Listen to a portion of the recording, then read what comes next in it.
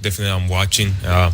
And anytime he wants something, I would be able to help him out. But, everybody goes through their own team and here and there. I think he's going to be fine. He's going to be fine because he's a guy who knows himself really well. So it's just things that happens. At the end of the day, it's not always going to be perfect. We're going to have up and downs, but I think he's going to be really good. A couple of things before we let you go. Can you take me through what's your preparation for Walker Buehler like? What exactly do you do in preparation for him in terms of looking at information or video? How does that work? At the end of the day, definitely we study what he has and what he's been doing into the past. But at the end of the day, my swing and everything, I try to do the same thing I do every day. So I try to, like I say, I try to put my swing in the best spot that I can have it. And then after that, with the information that I have on the videos and stuff, I go out there and try to do my best. But definitely nothing changed. It's going to be the same preparation I've been doing since day one, getting my swing ready and see what he has for me. Why have you been able to thrive or at least stay the same player in the postseason that you are in the regular season? It's just another game. That's the mentality I have. I just don't put my pressure on myself. It's just another game. It's all about the team, so I always think as a team player. I never think about myself that I have to do this and that or I have to perform. For me, it's just about the whole team. I'm gonna pass the baton whenever I have, and I'm gonna drive guys in whenever I have to do it. So I think that's why it keeps me on the way I am and how I do this stuff. Juan, thanks. Good luck. Thank you. All right, Juan Soto with John Shambi. Kevin Winter with you. Buster Olney, our baseball insider back in the Bronx. Doug Landville. Buster, even as a kid who grew up 4 hours up north on 95, can agree. October baseball at what used to be 161st Street and River Avenue, which is now just 161st Street. It's still pretty special at Yankee Stadium. What were those introductions like as everyone has been introduced and even Derek Jeter just threw out the first pitch? That's exactly right. I mean, the Yankees will bring out the legends this time of year for sure. Aaron Boone got a mixture of boos, but I think the most telling response was to Aaron Judge. Yankee fans know how much he's struggling, how much he's pressing, and so they gave him the biggest cheer of any of the players. But then as he was going down the line, shaking hand with teammates, they were chanting MVP, MVP, almost to remind him of how great he is. As you guys sit here and kind of start thinking about your keys to game 3, we all will agree. Yanks have got to get it done tonight. They got to win. Doug Landville, I'll start with some of your keys to this game tonight. Yeah, there's no doubt that, first of all, back against the wall, because you think about game 3, and if you blow out your bullpen, it's going to hurt you in 4 and 5. I go back to the starting pitching. I mean, Walker Buehler, the Yankees get him out early. That's exactly where they want to be. They got to try to, find a way to capitalize on his inefficiencies that can capture him. Sometimes the overuse of the fastball. They got to, of course, zone up. LA Care Health Plan, serving all Angelinos, lacare.org. Before first pitch, head back out to the booth. Steven Nelson, Rick Monday, guys. Thanks, Tim. And there's no doubt mistake-free baseball. I mean, the Dodgers have played pretty clean. They can't give extra outs. Soto, great hitter, but we saw him misread a ball down the line. We saw him throw a ball short to second. Those were 2 runs right there. So you can't be letting in more runs or equal as you're driving in. Buster, where is there hope for Yankee fans? Well, first off, go back to 1996 when they lost the first 2 games of that World Series to the Atlanta Braves. They got on a plane going to Atlanta. George Steinbrenner was fretting about them being embarrassed. And Joe Torre said, hey, no problem. We're going to go down to Atlanta, win all 3. Not only did they do that, but they also won Game 6, and they came back and won the World Series. But, Kev, they got to get production out of that the core group they have around Soto, Stanton, and Chisholm. All the other players besides those 3 in the first 2 games of this World Series are batting .128, 6 for 47, and that does start with Aaron Judge. It certainly does. Buster, very quickly, you referenced to me earlier, Aaron Boone loves Clark Schmidt. Dougie and I talked about it. Why is Clark Schmidt underrated, tonight's Yankee starter?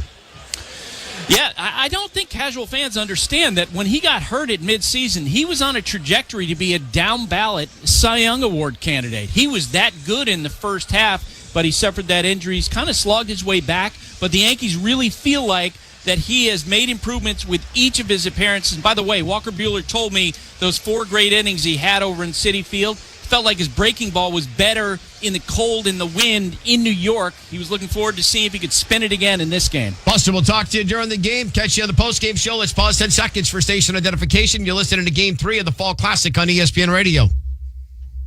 From opening day through the World Series, 1050 ESPN. And lower than that, Trey Turner. Old friend Trey Turner. That's right. So it'll be Ohtani, Betts, and Freddy Freeman in the top of the first inning. A chance for the Dodgers to strike first against Clark Schmidt. Freddie Freeman trying to go deep in a fifth consecutive World Series game. Game 3 from the Boogie Down coming up shortly. TC, back to you. All right, first pitch is coming up. Shohei Ohtani in the lineup. That is great news for the Dodgers. He is wearing a brace on his left shoulder during introductions at Yankee Stadium. A jacket over that just for support. He's going to be good to go. He'll be leading off Game 3. When we come back, Clark Schmidt on the mound for the Yankees. Walker Buehler, big game walkers they call him, will be on the mound for the Dodgers. First pitch is next.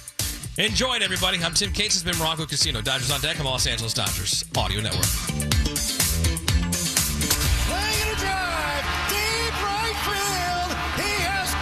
This has been a World Series edition of Morongo Casino Dodgers on deck. It's the first time Ohtani in his career has had a 3-home-run game. Can you believe this? Brought to you by Atara Mechanical HVAC. Our service is a breath of fresh air. Superior Grocers. Quality, variety, and value. Your SoCal Chevy dealers. Together, let's drive. And LA Care. For all of LA.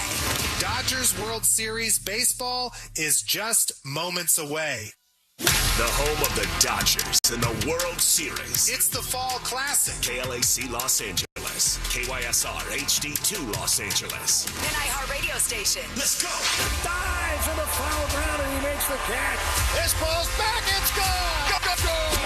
Absolutely annihilated that pitch. The Los Angeles Dodgers do it again. This is one for the history books. Let's go. Welcome to LA Dodgers World Series Baseball. What a scene here at Dodger Stadium. Dodgers Baseball is brought to you by Ford. Built Ford Tough. LA County Public Works. Visit waterforla.com. Jacoby and Myers. Justice for you since 1972. Coffee Hot Dogs. A SoCal treasure. Local. Original. Great. Navy and tankless water heaters. For endless hot water, visit tanklessmadesimple.com. And by Galpin Motors. Family owned and operated since 1946. First pitch is moments away on the LA Dodgers Audio Network. It's game time. Let's go. Our favorite team is in the World Series, and no better way to celebrate the Fall Classic than with Hoppy Hot Dogs. To win the World Series, you got to be playing at your best. Hoppy Hot Dogs are the best. They use only top quality ingredients with premium quality beef for a great hot dog you can taste. Supporting our team is a time-honored tradition, and no one does it better than Angelino's. Hoppy is proud to be LA's local hot dog, delivering the best quality and taste for decades. Visit HoppyBrand.com to find your Cravelicious hot dog. Hoppy, original, local, great. Go Dodgers! City of Hope. We're more than just a top-ranked cancer hospital. For over 100 years, we've been making breakthroughs, pushing the limits of what's possible, targeting cancer at the molecular level, pioneering treatments used worldwide. At City of Hope, your entire cancer-fighting team is bound together by a single mission, to cure your cancer. And now City of Hope is closer than ever, providing the cancer care all patients deserve. Learn more at cityofhope.org. Step up to the plate with Jacoby and Myers, the official law firm of the Los Angeles Dodgers. With over 50 years of experience and more than $2 billion in settlements, no one hits it out of the park for clients like Jacoby and Myers. If you've been injured, let Jacoby and Myers go to bat for you. Whether it's a car accident, rideshare mishap, or any other serious incident, Jacoby and Myers will fight for the justice you deserve. Call Jacoby and Myers today for a free consultation at 1-800-5 million. Hi, it's Hannah, and welcome to the HannahCast. Today, Piggy Bank's gonna fuel our episode with questions about Arco Rewards. Yep, earn up to $7 in rewards at sign up. And 5 cents on every gallon. Sounds pretty sensible, if you ask me. Oh, all this savings talk making you hungry? Here you go. Learn how to earn at ArcoRewards.com. Offer valid until October 31st, 2024. By entering your phone number, you're agreeing to receive recurring automated informational and marketing SMS, MMS messages for Marathon. Other terms and conditions may apply at participating locations only. In the history of Dodger Stadium, there have been 19 total rainouts. Hi, I'm Dave Roberts, and last year's rain was one for the books, and it was LA County's best for capturing that rain. Over 200 billion gallons of storm water was captured. enough for 5 million people, or enough water to cover attendance at 89 sold-out home games. LA County works hard to ensure a safe, clean, reliable water future. Find out more at waterforla.com.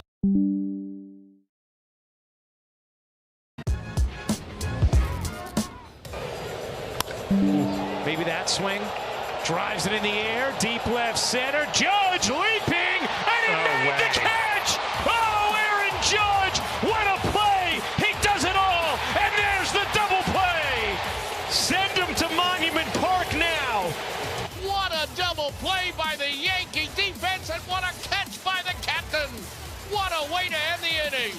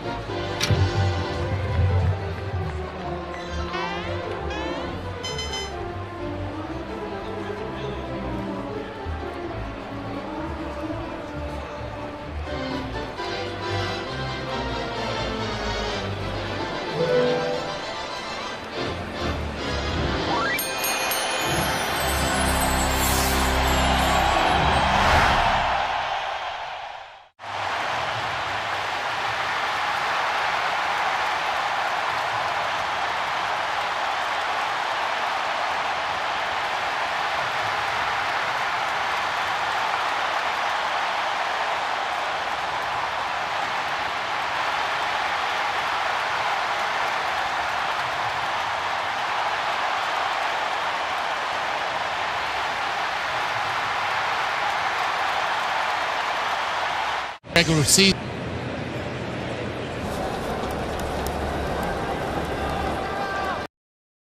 He has to give his team an opportunity to take the lead and keep this crowd that you hear in the background on in the entire game. I do have to say, when the Dodgers aren't walking, I mean, you want to take them when they give it to you. A grand slam provided by Freddy Freeman. And then in Game 2 on Saturday, the Dodgers winning it by a score of 4-2. And also in Game 2, 3 home runs. If you look at this series so far, in fact, for the Dodgers being 2-0, they have been providing more than half of their runs via the long ball so far in each of the first 2 games. The Dodgers, yes, they 2-0 lead. And for the Yankees, they understand the importance of every game, and especially now being down 2-0. It's going to be Walker Buehler on the mound for the Dodgers, and Clark Schmidt going for the New York Yankees. Here's Dave Roberts' starting lineup, and the good news is Shohei Ohtani is into the starting lineup. Ohtani will be the designated hitter. Mookie Betts batting second and playing in right. Freddy Freeman is at first base. Teoscar Hernandez playing in left. At third is Max Muncy. Will Smith behind the plate doing the catching. Gavin Lux will be at second base. Kike Hernandez in center field. And batting ninth and playing at shortstop, maybe the surprise of the series so far from an offensive standpoint, Tommy Edman, and he will bat in the 9 position. For Walker Buehler, 16 starts. He has gotten better every out that he's had. Coming off the Tommy John surgery, his second in his career. So for Buehler, one of the things to do is to be able to get strikes, and in particular against the Yankees, a fastball hitting ball club, being able to get the curveball over and the breaking pitches, something the Yankees have been vulnerable to so far, not just during the regular season, but in particular during postseason play. For Clark Schmidt, young right-hander in 16 starts, while his record is even at 5-5. Don't underestimate him. His earned run average below 2.9 during the regular season, and in particular with runners in scoring position, it's below 200. So for Schmidt, he's not what you consider overpowered. He's not 100, 102 miles an hour. As in the background, the Yankees take the field. But what Schmidt is able to do very well is to elevate the fastball, and on top of it, the Dodgers are going to see a lot of breaking stuff. How much? Well, over 40% of Schmidt's pitches have been the fastball, but don't give up on that high heater. And the Dodgers need to know and establish what is the height of the strike zone for tonight's ball game. The Umpiring Association and the assignments, and using 6 umpires, Mark Carlson is working the plate. He's the crew chief, working his 3rd World Series. Mark Rebinger is at first. Chad Fairchild in his 2nd World Series is umpiring at 2nd. And Todd Tischner, his 2nd World Series as well, is over 3rd. Using umpires down the line, Carlos Torres down the left field line, Andy Fletcher's down the right field line, and should there be an injury or an illness during the game, Doug Eddings is the reserve umpire for tonight's ball game.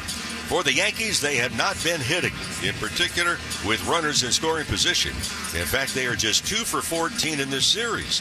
But that's double the number of hits the Dodgers have had in that spot. Dodgers, even though they're 2-0, have only 1 hit in 11 at-bats with runners in scoring position. But again, they've been hitting the long ball, and tonight, well, with the wind blowing in a little bit, this might be adaptable to just put the ball into play and make some outfielders run down and get it. We'll join you tomorrow for Game 4 from the Big Apple.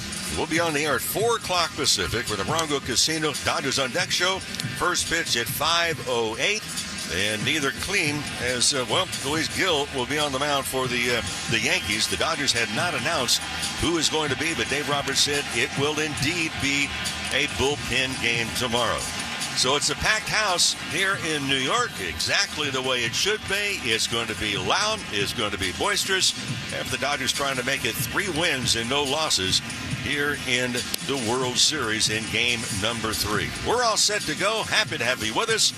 They're bundling up here in New York. Hope you're nice and warm wherever you are. And with the play, here's Steven. Thank you, Mo. Wherever you may be and however you may be listening, welcome to the Bronx, Yankee Stadium, and Game 3 of the 2024 World Series. The Dodgers held serve at home, but the saying goes, no series really begins until the home team loses.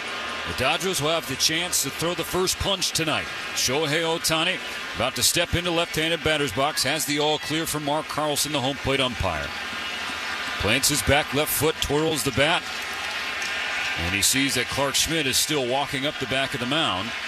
Now Ohtani will restart his routine. Bat resting on that injured left shoulder, now pointing high to the sky ahead of the first pitch. Schmidt readying, ball at the chest. He steps and fires. Ohtani takes ball 1 high, a cutter at 94. That cut fastball was added to Clark Schmidt's arsenal a couple seasons ago. He ditched a 4-seamer in 2023, and that cutter has played a prominent role this postseason for him. Here's the pitch. That tails away at 96, a sinker. 2 balls, no strikes to Ohtani. Ohtani had the lead the other night with that shoulder. Notice when he was being introduced, as the starting lineup was being introduced, he was wearing a jacket with a heat pack on the left shoulder. Pitch. Ohtani holds off again, a sinker low. 3 balls, no strikes to Shohei. A left shoulder subluxation, so basically a quick dislocation, but it popped back in. No official word on the specifics, of the imaging. All we know is that Ohtani is standing in there right now. On the 3-0 pitch, he takes ball 4. It's a 4-pitch leadoff walk for Ohtani. He's aboard here in game number 3. Well, I'm going to really go out on a limb here. Since Ohtani was injured trying to steal a base, and he has the walk here in the first inning, even though he's putting on the sliding gloves, I doubt if he is running. He is trotting down to first base after his walk. A couple of reasons for that very quickly, too, Stephen, is that for Schmidt, he's had 12 attempted stolen bases regular season. 7 were nailed. First pitch to Mookie Betts. That one is called strike 1. A cutter that was off the outside corner away from the right-handed hitting Betts. 0-1, so that's a gift to help Schmidt get his first strike of the game. The 28-year-old stares in. Pickoff attempt. Ohtani back to the bag. Does not slide. Just reaches out with that right foot before a tag could be attempted by Anthony Rizzo. Haven't seen the breaking ball yet, and yet he threw breaking pitches 43% of the time in the regular season with an average against that of only 180. 0-1 pitch to Mookie Betts. It's a breaking ball, and it's on the outside corner, strike 2. That's been a big pitch. In fact, it's in the top 10 as far as the lowest batting average against breaking stuff. Yankee Stadium trying to meet the moment. This 0-2 pitch is tapped off the plate on a half swing from Betts just to stay alive, and he does. For Mookie, he's bringing a 7-game on-base streak into tonight. In this stretch, he's 11 for 33. That's a .333 batting average.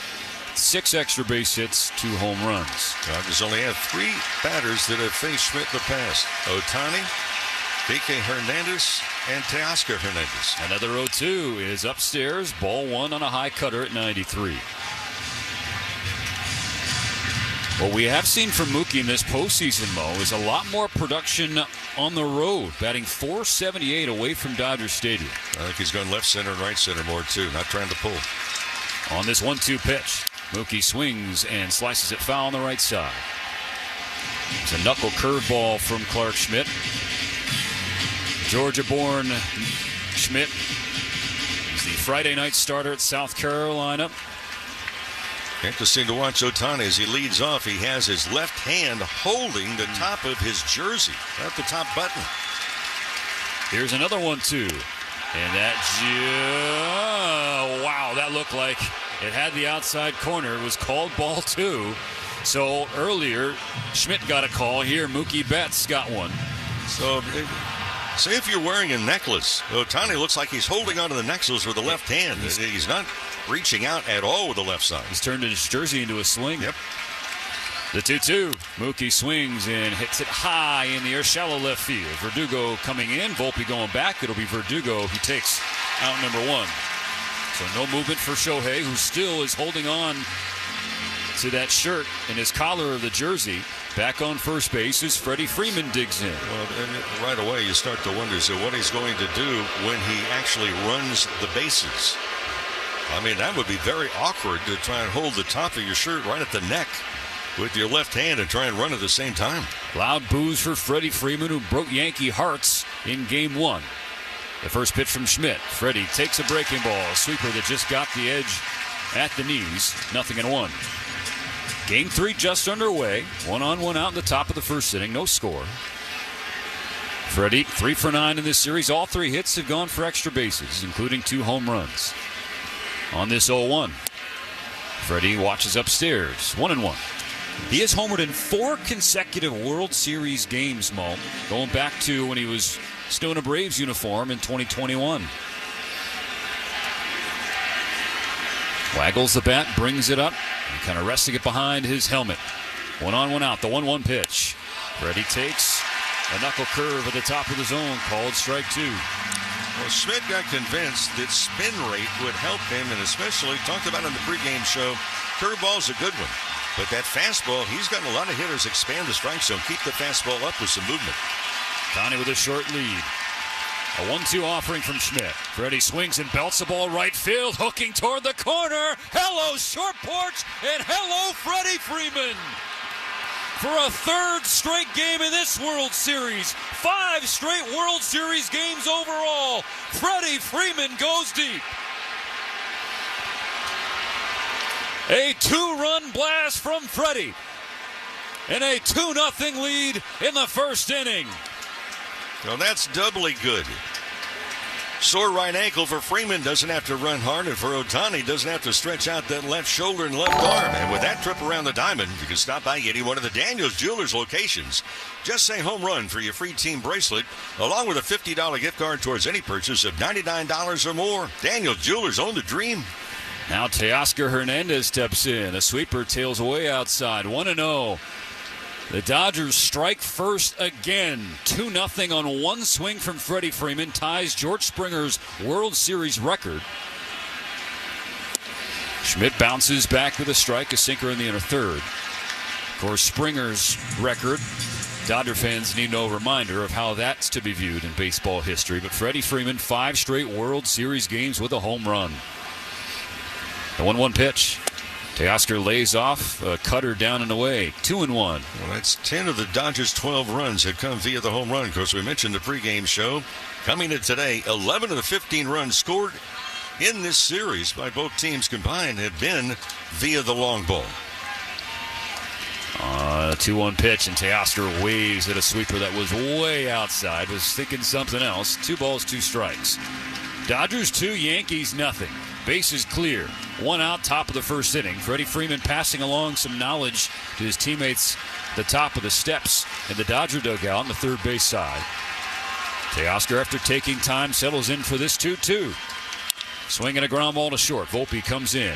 As it bounced into his stomach, gets it out of the glove, and a throw across to Rizzo in time for out number 2. Just watching Freeman, he's been telling Ohtani, Lux, and a couple other hitters, look, the curveball is a downward breaking curveball.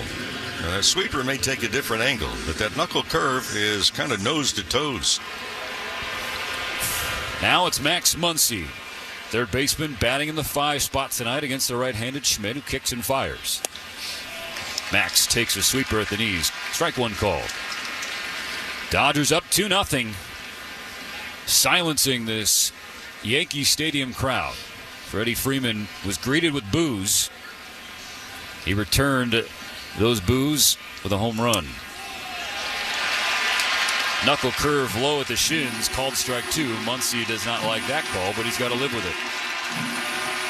Clark Schmidt about to throw his 23rd pitch at the top of the first inning, with the Dodgers already up 2-0.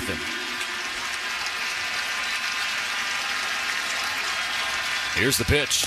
And Muncy strikes out swinging, tossed the bat in disgust, and now tosses his helmet. He has some words from Mark Carlson, and the crew chief, understanding that this is a World Series game, giving Max a little bit of a leash there to vent his frustrations.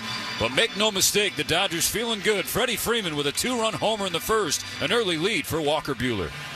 Matt Money Smith here, talking about my man Dave Gillen over at Galpin Honda. We go way back, dear friends, and he's the GM. He wants you to ask for him by name. Imagine walking into a stadium and saying, "Give me."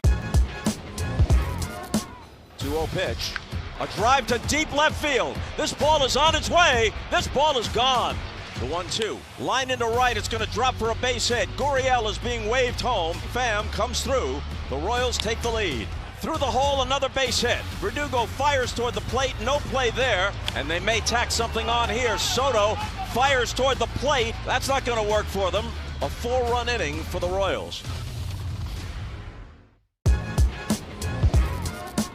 1 away. Here is Alex Verdugo. Verdugo off the handle. This is going to score a run, and Rocchio mishandles it. The Yankees take the lead here, 7-6. Torres, line drive, base hit, coming in to score. The Yankees are up 2. Rizzo started it with a single. Volpe with a single, stole a base. And Verdugo reaches on the air. Gleyber Torres adds to the Yankee lead, now 8-6.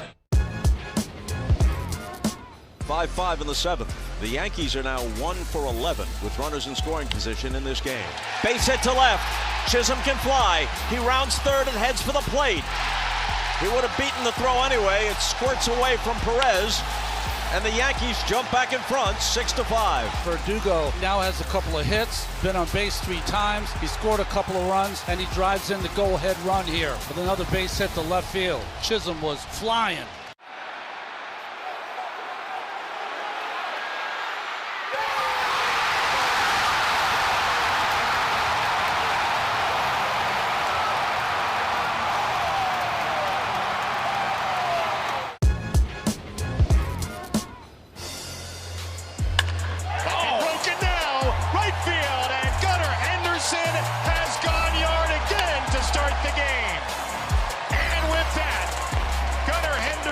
Holds the new single-season title for home runs by an Orioles shortstop. Move over Cal and move over Miguel Tejada. It's now Gunnar Henderson's world. The World Series, Austin Wells will sit and Alex Verdugo will round things out once again in left field. For Walker Buehler, last time we saw him, Game 3 of the championship series, 4 shutout innings in a different borough in Queens against the Mets, 6 strikeouts, a season-best 18 whiffs. His first pitch tonight is a yanked four-seam fastball up and away from Torres, ball 1.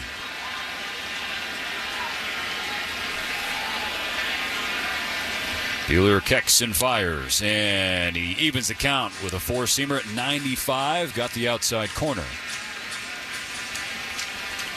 Really saw Buehler change up his pitch mix from his start against the Padres to the turn against the Mets.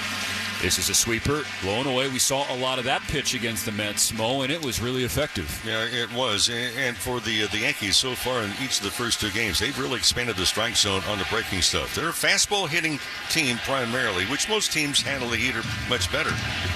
But they've had difficulty discerning where the outside corner is on breaking pitches.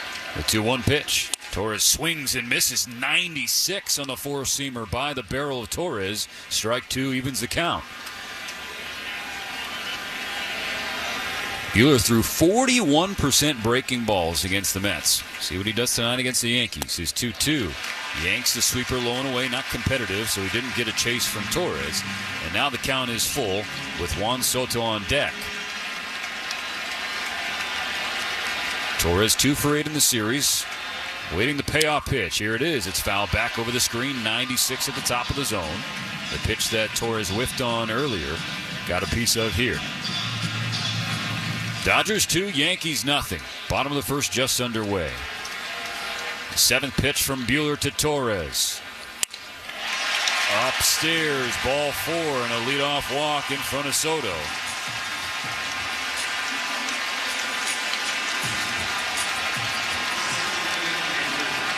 Well, Buehler's a little amped up. I mean, we have not seen 96 miles an hour in the velocity in some time. But now the question is that adrenaline overload going to affect finding the strike zone? In steps the left-handed slugger and free agent to be Juan Soto. The pitch from Buehler. It is a high curveball called strike 1. A first pitch curve from Walker. The jump ahead of Soto. There's a 4-game hit streak he's reached in 10 of his last 19 plate appearances. Buehler's 0-1. Tails away. A changeup that slipped outside, and Soto shuffles in the left-handed batter's box. Like Ohtani in the top of the first, Torres walked leading off the bottom of the first, and now a 1-1 pitch. Another one slips away from Buehler. Curveball, 2-1. Walker has talked about, Mo, how he likes pitching in the cold. He thinks that helps his arsenal, but right now it seems like he's having a tough time gripping the baseball. Out of the stretch on the first base side of the mound. Kicks and fires. The 2-1 pitch. Lands at the knees. A curveball squares the count 2-2. With cooler temperatures and thicker air, you wonder that breaking ball might have a little bit more break to it, but you have to be able to throw it in the strike zone. Soto steps out, now steps back in. The pitch clock will resume. Counting down now from 15. Soto 3 for 7 with a home run in the series. Has walked twice as well. The 2-2 pitch. A swing and a line drive. Left field. Teoscar Hernandez running back in front of the track. He reaches up and makes the catch. And that'll cause Torres to retreat back to the bag at first. So an opposite field fly ball from Soto. Calmly played by Teoscar. And so now Aaron Judge. The last 24 hours, Yankee fans have been talking on social media about how they're going to welcome their captain home with a standing ovation. And they're making good on their word. The struggling Yankee slugger steps in with 1 on, 1 out. Dodgers up 2-0. First pitch swinging and missing. 96 on the fastball from Buehler. And that was down the middle. But what we've seen the first 2 games, Judge has been late on good fastballs, and he's been early in pulling off of breaking pitches. He's 1 for 9 with 6 Ks in the series. Here's the pitch. It's a sweeper in the dirt outside, 1-1. Judge also did not hit on the field. He wanted to stay private, indoor batting cage.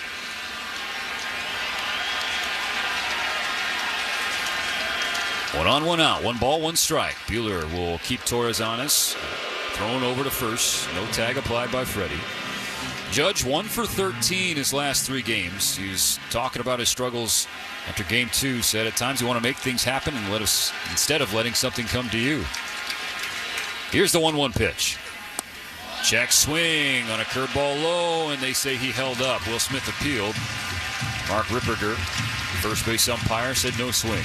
Well, the Judges had problems. You look at the last 28 postseason games, he's hitting below 150. The 2-1 pitch from Buehler. Fouled straight back, 94, fastball right at the top of the zone.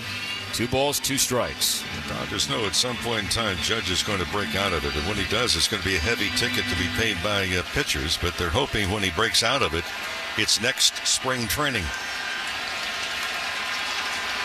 The 2-2 pitch. It is a curveball downstairs, and Judge laid off. It's a full count. And too many pitches by Buehler already here in the first inning. That's 17. With Torres on first and still only 1 away, the Dodgers leading 2-0 thanks to Freddy Freeman's 2-run blast off Clark Schmidt. Well, the Judges expanded the strike zone, breaking balls outside. Not down low like that last pitch. It's been outside. Buehler has what he likes from Smith. Ball at the belt. The payoff to Judge. Gets a swing and a miss. Strike 3. A cutter low and away. And that's out number 2.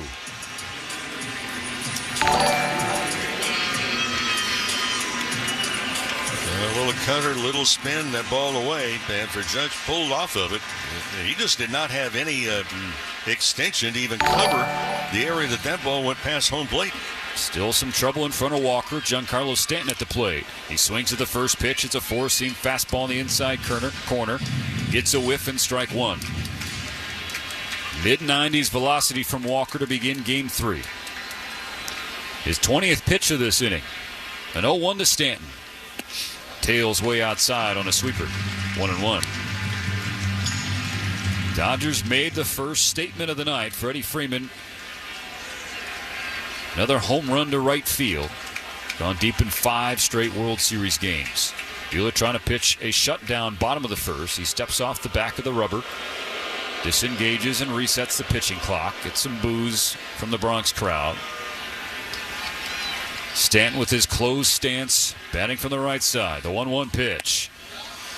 A yank cutter at 92. 2 balls, 1 strike. Stanton and Soto have been really the only Yankees to be producing during this World Series. The 2-1 pitch hit on the ground to short, scooped up by Tommy Edman. He'll flip it over to Gavin Lux to get Torres the lead runner, and the final out of the first inning. Walker Buehler pounds his glove as he walks back toward the dugout, stranding the leadoff walk in Torres and keeping the Dodgers ahead 2-0 in Game 3. The exclusive home of the Dodgers. Can you guess who was hitting in this iconic?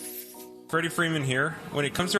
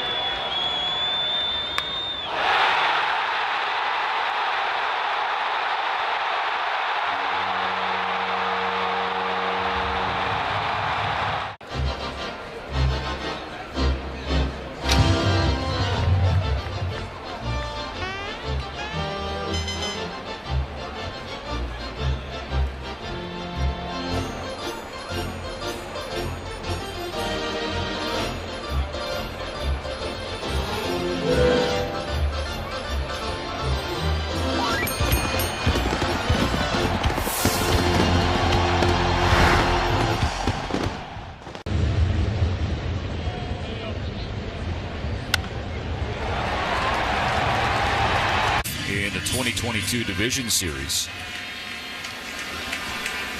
So Will Smith steps in. He's 1 for 6 with a double and a sac fly in the series. Batting .159 in the postseason overall. First pitch from Schmidt. Schmidt's got a different delivery as he yanks a cutter for ball 1. He kind of does like a pump fake with his front left leg as a trigger to start his windup. There it is, the 1-0. Smith takes inside and upstairs on another cutter.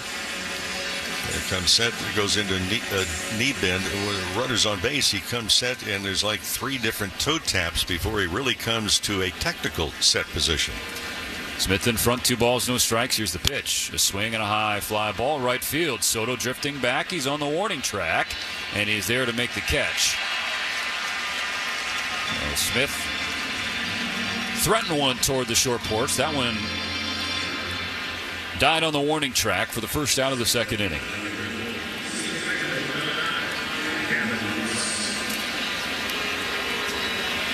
Now Gavin Lux, who started game 1 against Garrett Cole, the righty, but then sat game 2 against the lefty Rodon.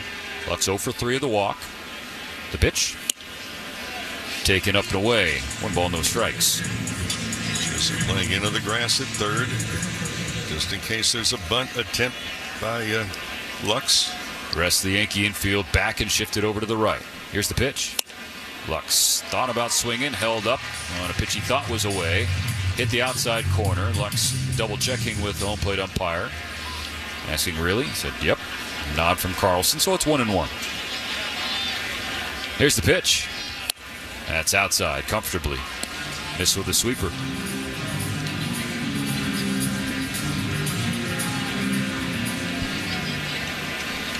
For Lux, 5 hits this postseason. 4 of them have been from non-fastballs. Here's the 2-1. It's a non-fastball, but Lux didn't swing. A sweeper landed at the knee, squaring the count 2-2. And for Schmidt, I mean, he throws the breaking ball. If you look at what he did during the season, over 40% of the time, and below a 180 batting average against that stuff. Chisholm now back at third. The 2-2.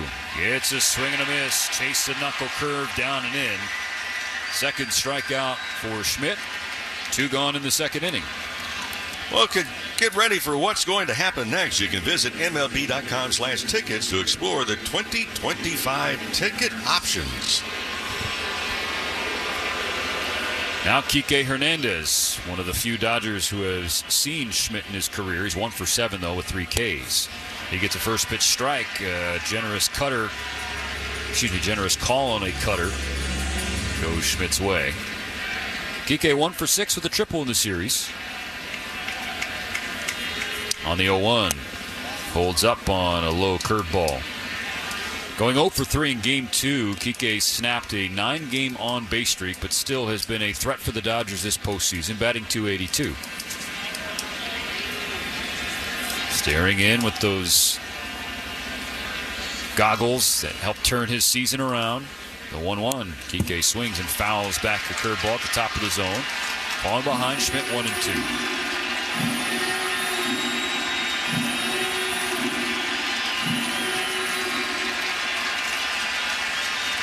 A siren at Yankee Stadium signaling 2 strikes with 2 outs. Nobody on. The Dodgers up 2-0. And the pitch. Kike strikes out swinging. A sinker up and in at 93. So back-to-back Ks for Schmidt. Completes the second inning. He threw 23 pitches in the first, but just 12 in the second, sending the Dodgers down in order and keeping it a 2-0 game. When you want Dodgers. And the Royals season now comes down to Yuli Gurriel. In the air to center field. Judge has it lined up, and the Yankees are on their way to the LCS. The Royals gave them a good battle. All 4 games were close. But the Yankees, who didn't make the postseason last year, a rarity, now advance to the LCS.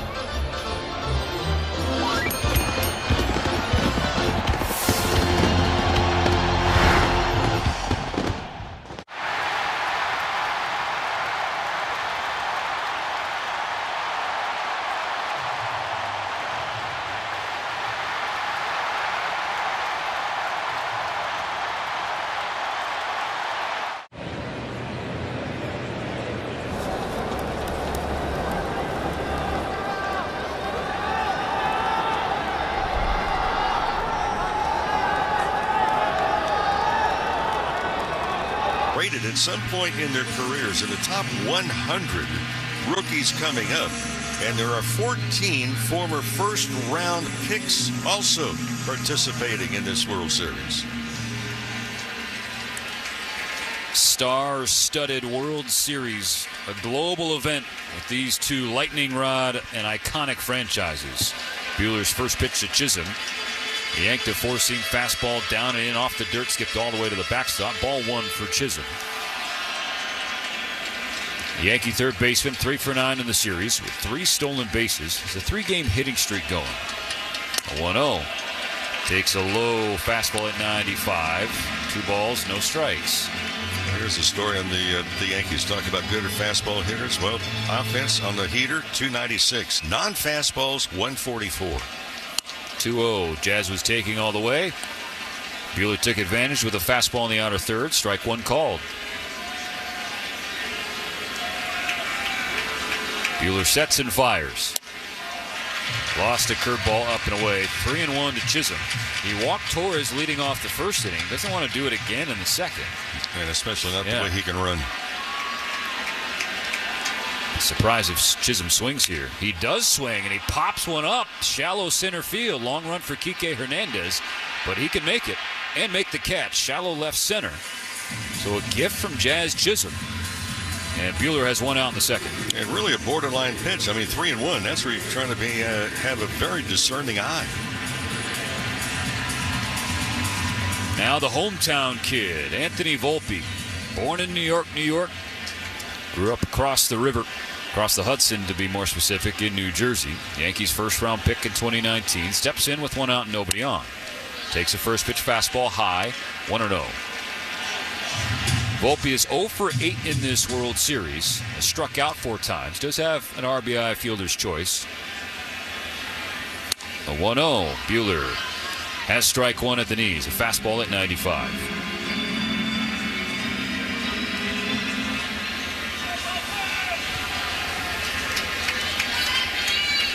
A 1-1 pitch.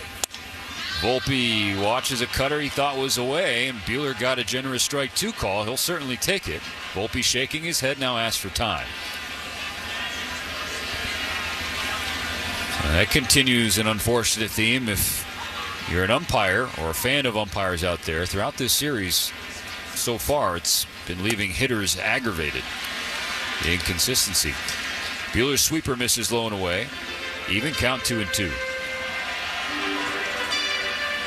Dodgers 2, Yankees nothing. Base is clear, 1 gone, bottom second. The pitch from Buehler. That's a low sinker, didn't miss by much.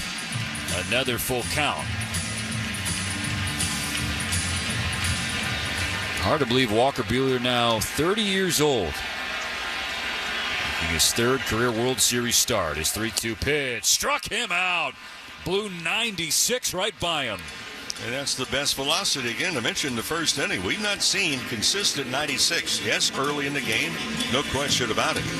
But for Dave Roberts was talking a couple of days ago. Said, what about Buehler? He's going to pitch game 3.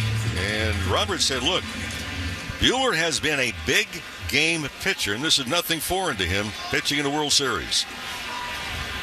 Anthony Rizzo, 2 outs, nobody on. First pitch, fastball at 95, lands at the knees, strike one call. Whole thing in spots like this, you know, Buehler's been waiting and waiting. Control the emotions. Lost the changeup, slipped out of his hands. He wipes it off his back right hip. 1 ball, 1 strike. Boy, it's much easier to talk about than actually go ahead and apply it. I mean, you've been waiting for days and days and days, and finally here it is. Is 1-1. Rizzo swings and misses a high heater at 95. And he was late to the dance on that swing. Rizzo just 1 for 5 in the series, but he has 2 walks and 2 hit by pitches. This is a guy who just finds a way to get on base. Steven, so far it looks like the Yankees are a little surprised by the velocity of Buehler in particular. That ball has been elevated. This is only the second inning. They'll make adjustments. The 1-2. Got him swinging. Chased a curveball. Had the bottom fall out from underneath it. Walker Buehler with back-to-back punch-outs. A 1-2-3 second inning. Still 2-0 Dodgers. We go to the third. AM 570. LA's best sports talk.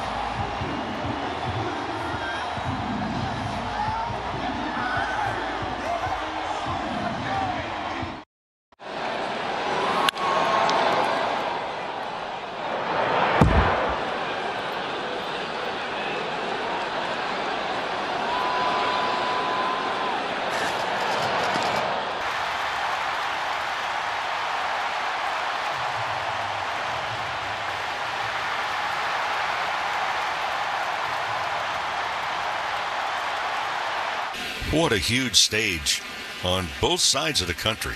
The history between these two franchises making some more here in 2024. First pitch of the inning.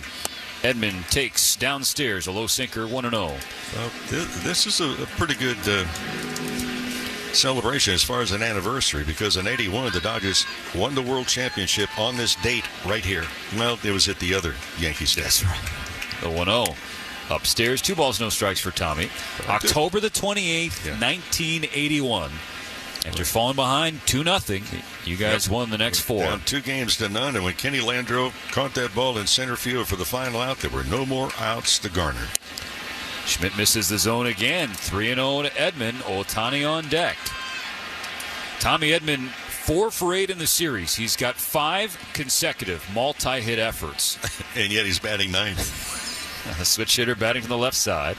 The righty Schmidt kicks and fires, and Tommy has to jump out of the way. A 4-pitch walk for Edman in front of Shohei.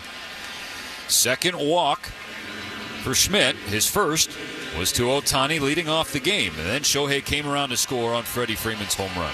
A little conference on the mound with the infielders, and for those that missed it, Shohei Ohtani, from what we are discovering, the Dodger players, they left Saturday after the completion of the game. Everybody else in the organization, we left yesterday at some particular time. But we're hearing that Shohei Ohtani sent a group text to all of his teammates on the bus to the airport from Dodger Stadium, telling them he's going to be okay and he'll be in the lineup. Doc Roberts joked to the media, it would have been nice to be included on that text. It would have helped him breathe a little easier. Consultation on the mound complete. It was brought to you by Jacoby & Myers, the official law firm of the Dodgers. $105 million for a free consultation, because everyone deserves justice. Dodgers up 2-0, trying to extend it in the top of the third. 1 on, nobody out. Schmidt will keep Edman close to the bag. Tommy slides back in safely, not even close. So again, when the introductions were made of the players, Ohtani was wearing a Dodger jacket, and underneath the jacket, it looked like he was wearing a heat pack on the left shoulder. Here's the pitch. Way up and away. Ball 1. There's a 4-pitch walk to Ohtani leading off, so he hasn't seen a strike yet. Shohei is 1 for 3 with a home run, 2 strikeouts, and a walk against Schmidt. The 1-0. Misses away. Sinker at 95. 2-0. Schmidt shaking his head. Thought that was close enough to be called a strike, but from our vantage point, looked comfortably off. Edman takes a short lead. And now the 2-0 pitch. There's strike 1. A sweeper lands on the outer third. Well, if we look at the first number of games the Dodgers played in postseason, remember they had in first 11 games, they had 55 walks. Let's see this 2-1 pitch. Ohtani swings through strike 2, a curveball down and in. So 55 walks in the first 11 games that they played in the postseason. They've only had 2, to make that 3 in the first 2 games of this series. They've had a couple tonight. 2-0 Dodgers. Edman takes the lead. Now he's dancing. That forces Schmidt to disengage. Ooh, that seemed pretty close to a balk, but he now just walks around the back of the mound on the infield grass. Well, you don't see pitchers disengage that way. He turned all the way to his right towards second base and then looked at first. On the 2-2 pitch, Ohtani swings and bounces it to the right side. Fielded by Torres. Edman's already at second base, so it'll be a fielder's choice for Ohtani. 4-3 in your scorebooks, but Edman now in scoring position for Mookie Betts. And as soon as Ohtani hit that ball again, he put the left hand right on the D in the middle of Dodgers as he trotted down to the first base line. He's still trying to protect the left shoulder. Left shoulder subluxation, so it's been about pain management. Doc said he's watching him take swings in the cage. There's some good swings and then some swings that looked uncomfortable. Here's Mookie, who's 0 for 1. First pitch up and in, nearly hit his hands to the cutter at 92. The Yankees want to appeal. There's no swing, and they lose the appeal. Dodgers up 2-0 thanks to the guy who's on deck, Freddy Freeman. A 2-run blast in the first. Neither team has hit well so far with runners in scoring position. The 1-0 pitch. Inside. Yankees 2 for 14 over the first 2 games. Dodgers just 1 for 11, but 2 victories in those 2 games. They have been living with the home run. 10 of 12 runs in this World Series via the long ball for the Dodgers. On Schmidt's 2-0 pitch. Betts takes a cutter up and away. Just clipped the edge. 2-1.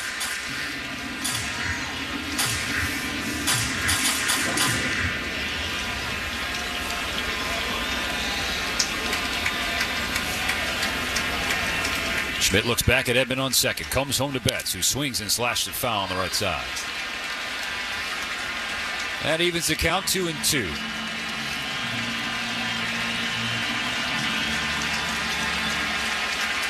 Dodgers scoring first in Game 3. Now trying to score again. Yankee infield playing back on the left side. Torres kind of playing close to Edman at second. Here's the pitch. Betts has popped up right side. Rizzo on the run. This is drifting toward the camera well. He reaches over, and it drops beyond his glove. That was a good look for Rizzo to make a play, but he could not. So an extra life for Betts in the batter's box.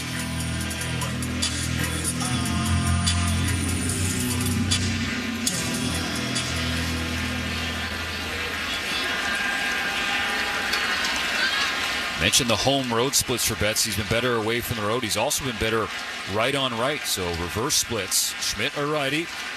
Prepares for another 2-2. Betts swings and just got a piece of a sweeper off the edge outside. Foul back into the screen. No change in the count. Yeah, Mookie Betts he really had a lot of success, I think, in postseason. Not trying to pull the ball either, Stevens. I mean, he was trying to go left center to right center, and that pitch out away from him.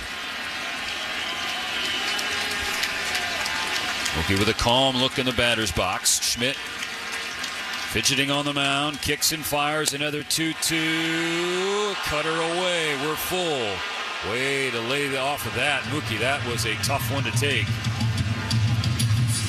Look at the flags atop right field stands. It blowing in from right field towards home plate. 3 balls, 2 strikes. Here's the payoff pitch. Betts swings and slashes it foul on the right side again. Sinker at 94 from Schmidt.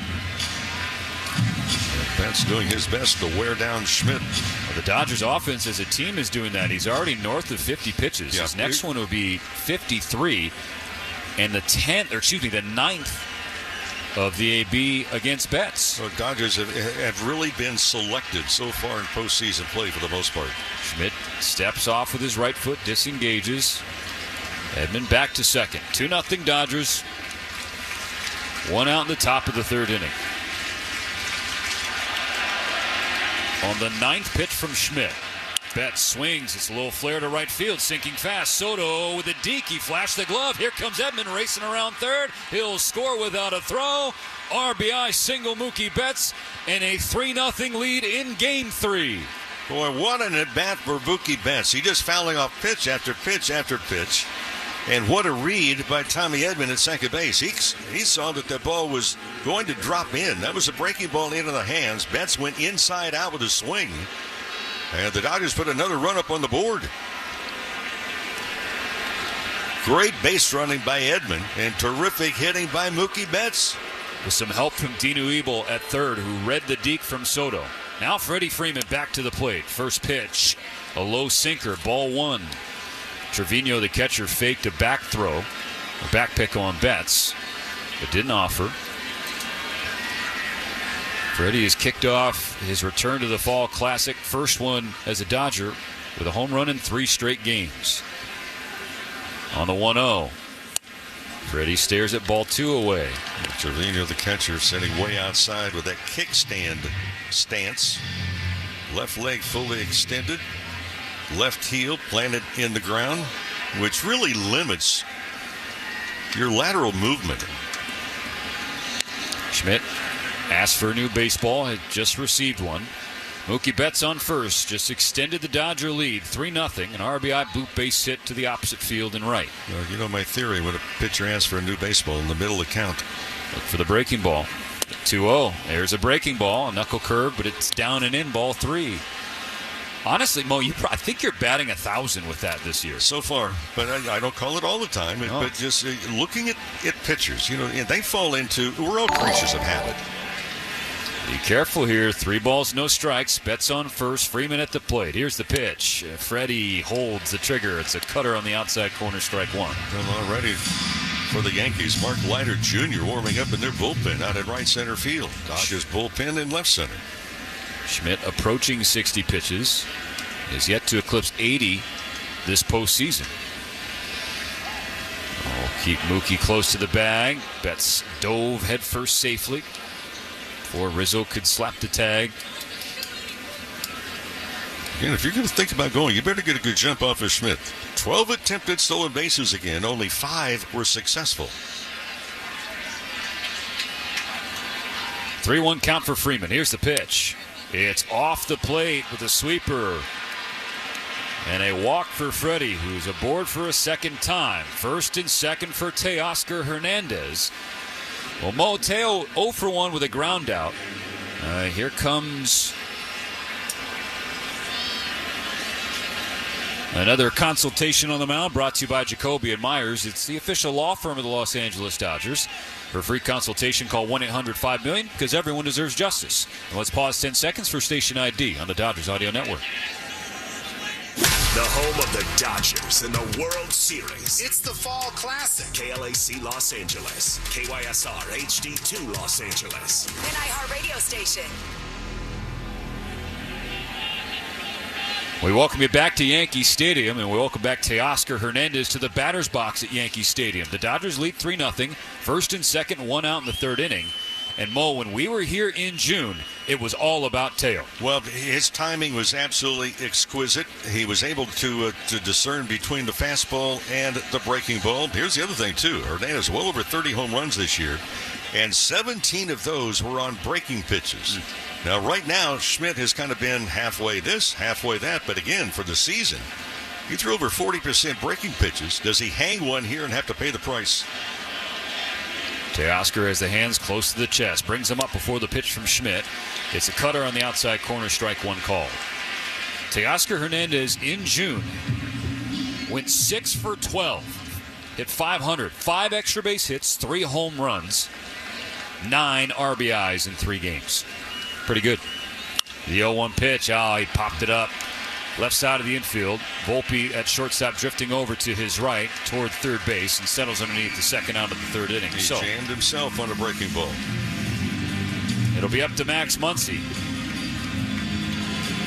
Muncy comes up a little bit of fire. I would imagine he did not agree with the big pitch on the 0-1 on a curveball that was called strike 2. He figured it was low, and then he had some words, as you're mentioning. Struck out on a curveball and had some words with home plate umpire Mark Carlson. More informative discussion instead of barking at him. 2 on, 2 out, top of the third. The Dodgers up 3-0. Betts on second, Freeman on first. Here's the pitch. Down and in, off the dirt, well picked by Trevino. Ball 1.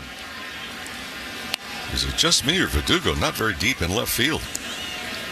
I mean, they're playing infield to pull with the exception of third baseman. Chisholm has to stay somewhat close to the bag with Betts at second. Judge shaded over just right of center field. So the left center field gap is open for Muncy. On Schmidt's 1-0. Muncy takes upstairs. A high cutter. 2-0. Mookie Betts with an RBI bloop base hit, scoring Tommy Edman. 1 run across in the top of the third. And another out to get more. Muncy right here. Hunt for a pitch. If you get it, slam it. And he got a high cutter. He laid off of it, though. Okay. And that's the spot. And, just knowing a little bit about Muncy also, there are certain counts you're looking zone. Not just pitch, but zone. Well, that was not in the zone. It was called the strike, though, so it's 2-1 for Schmidt, who sets on the mound out of the stretch. And the pitch. It's a swing and a miss. Went to the sweeper on the outside corner. Levels the count 2-2. Max looking for his first hit of the World Series.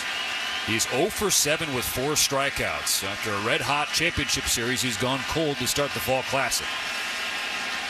Schmidt has to step off and reset.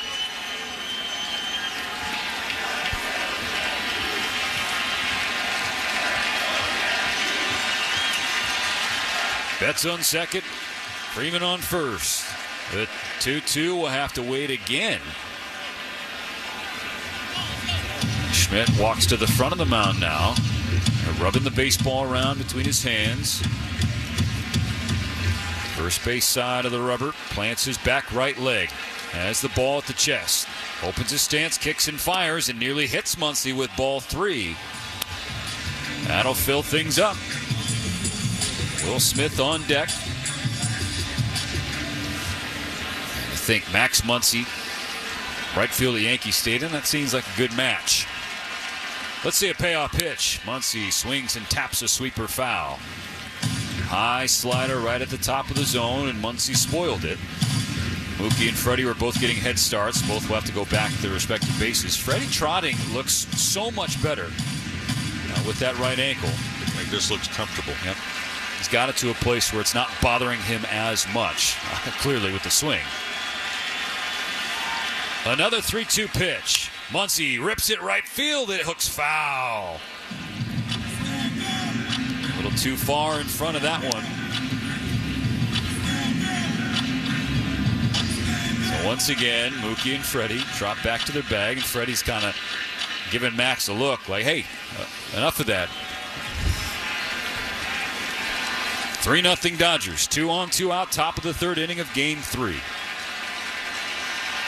Another payoff pitch. Muncy stares at ball 4. Load him up. And here comes Aaron Boone. He gave Clark Schmidt an opportunity to get out of the third inning. But it does not look like Schmidt is going to see 70 pitches. Boone points his right finger to Mark Leiter Jr., who's been warming in the right center field bullpen. He'll come in with the bases loaded, 2 out in the top of the third inning. The Dodgers lead 3-0. Will Smith will try to extend it when we come back. It's playoff time, baseball fans. This is Jorge Jarrin, and I want you to know that I'm bringing someone special into the lineup to help me reach the finish line this season. Chef Merito's Chicken Seasoning. It's a true utility player who helps me excel. I was glad to see Luis wanted to hit. Yeah, I can't see him sitting out. Is this going to Get in there. Get in there. It will. Same where the other went the other night. 2 of them. He had a double and a triple on that same spot the other night. And he's got himself a double here to lead it off. And look at his teammates. I think his teammates know as well. They want that ball.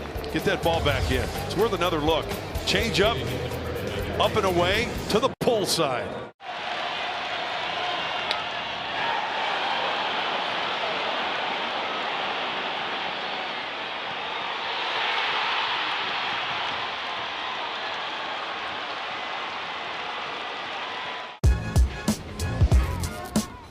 Betts to the bases loaded. Pulls one by third and down the line. Floodgates opening. Hernandez into score. Kiermaier into score. Ohtani's coming in as well. Betts has unloaded the bases. And a Game 1 party in L.A. That basketball run you were talking about? Yeah. 23-0. Yeah, that's hard to fathom.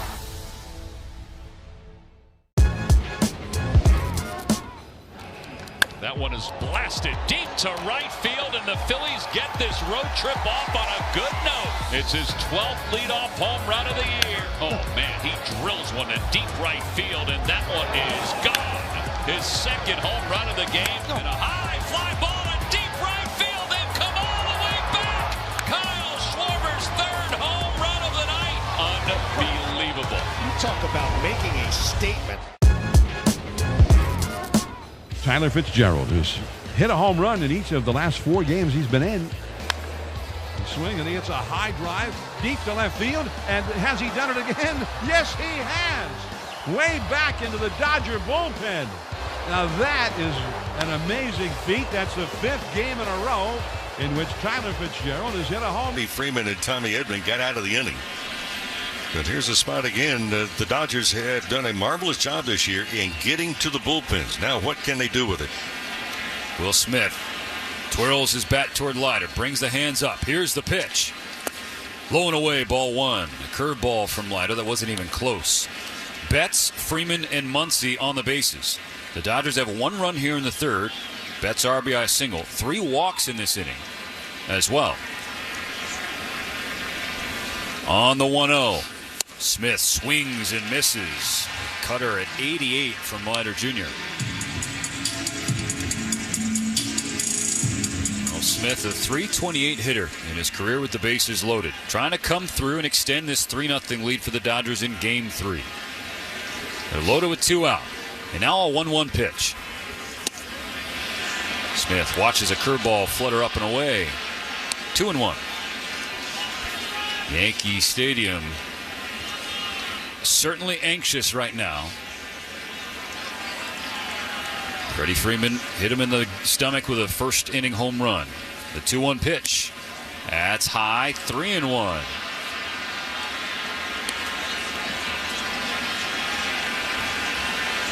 Does Smith have a green light here? They're loaded with 2 out, 3 balls and a strike. Leiter Jr. has nowhere to put Smith. Has the pitch, but has to step off. What are you thinking as a hitter, Mo? Well, I'm thinking right now 1 little zone, about the size of a volleyball. If it's not in that zone, let it pass. Here we go. The 3-1. Smith takes. It is a cutter away, and they give him strike 2. That was a good take from Smith. Just didn't get the call, and now he has to ask for time. That was off the plate on the outside edge toward the left-handed batter's box. Smith stands back in from the right side, taps the plate. They're loaded with 2 out. A payoff pitch. Runners go. Ground ball back to Leiter. Drops to a knee at the base of the mound. Fields it. Underhand toss to Rizzo. Steps on the bag. So the Dodgers leave them loaded in the 3rd inning. They do push 1 across. 1 run on 1 hit, no errors. 3 left on base. Going to the bottom of the 3rd at Yankees.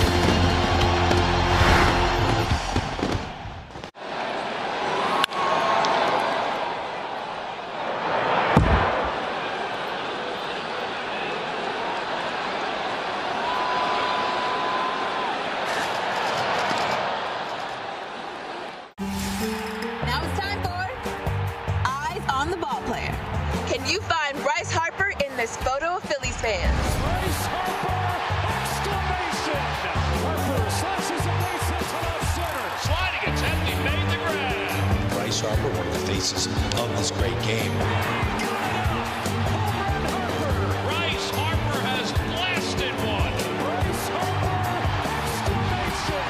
And there he is.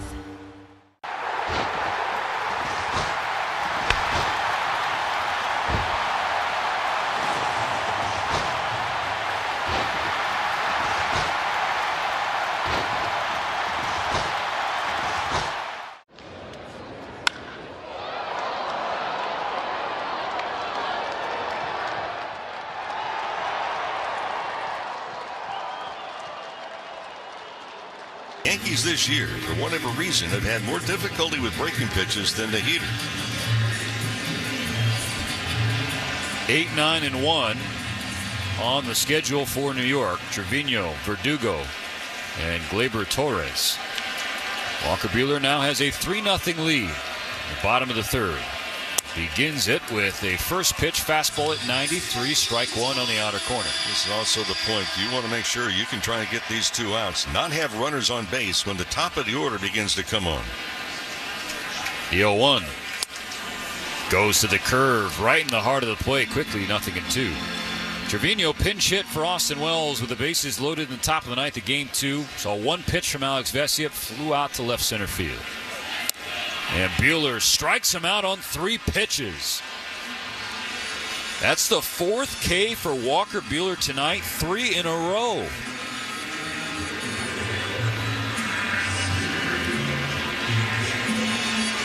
That's on the sweeper, and Trevino way out in front of that pitch. Now Alex Verdugo, former Dodger, 1 for 7 in the series. Buehler delivers a strike. Fastball at 94 down the pipe. And Verdugo may not see a better pitch to hit the entire night. Verdugo hitting just 184 in the postseason. 0-1. Hit foul on the first base side. Good curveball again. That was a pitch you highlighted pregame, Mo. Yep. If he's got that going, it just really changes the balance for hitters. And again, with the little increase in the velocity tonight with Buehler, that curveball could really be something. His 0-2 bends Verdugo back at 94. Nearly got him. Good pitch. Good pitch, because now you open up the outside corner a little bit more. Keep it away from the power. Short right field. Let's see if he goes away. The 1-2. It was down the middle. A curveball bounced into the Yankee dugout. Yeah, meant to go away and get the outside corner. Dodgers leading by 3 in Game 3. 1 out, nobody on in the bottom of the 3rd inning. The last of the New York order up with Verdugo. The 1-2 from Buehler. Fouled away this time on the third base side. When Verdugo was with the Dodgers, he told me something interesting. I mentioned in Game 1, I believe. Verdugo says, I never worry about having 2 strikes on me. And the reason is he's always felt confident enough to make contact. Buehler will try again and succeed. Dots a sinker on the inside corner. That's 4 in a row via the punch out for Walker Buehler. 2 gone in the 3rd. But to make contact, you had to swing the bat. That ball had some tail on it, came back and got the plate. During one of the breaks a little earlier tonight, Mo, we were both in agreement that this is some sharp stuff from Walker Buehler. His first pitch to Gleyber Torres. Strike 1. A fastball at 95. Well, he's not, Buehler has not let the moment get too large. He's right on top of it, and he's pitching aggressively. The 0-1 just missed with the cutter. That was a good pitch, and Torres laid off ball 1. Level count. 3-0 Dodgers. 2 outs, nobody on for the Yankees in the 3rd. Juan Soto on deck. So the 1-1 pitch to Torres. It's a curveball away. Perhaps Torres sitting heater. He asked for time. He's granted it. Well, the best way to pitch to the next 3 guys in the lineup, Soto, Judge, and Stanton. The best way to pitch is with nobody on base in front of him. Buehler kicks and fires. It's up and in. Ball 3. 3-1 on Torres, who led off with a walk his first time up. He's 1 pitch from doing it again. Here's the 3-1. That is a 95 fastball at the knees. It was a good pitch, but called ball 4. So Torres with his 2nd walk of the night. And so there will be traffic with Juan Soto coming to the plate. 2 walks by Buehler, and both of them to the leadoff hitter. Snaps a streak of 4 consecutive strikeouts. Buehler has 5 punch-outs in 2 2/3 innings. Dodgers up 3-0. But Juan Soto dangerous at the plate. First pitch, curveball low and away. Soto shuffles in the box after ball 1. Well, we found out that Soto actually has some connection with the Dodgers. Manny Mota, his late life Marguerite, that had charities for kids in the Dominican Republic for years. 1-0 from Buehler. Grounded to first. Freddy will handle it all his own. A 1-hopper right to Freddy, and Soto slams his helmet halfway up the first base line. Tosses his equipment as Walker Buehler strands the 2-out walk to Torres and keeps the Dodgers in front 3-0.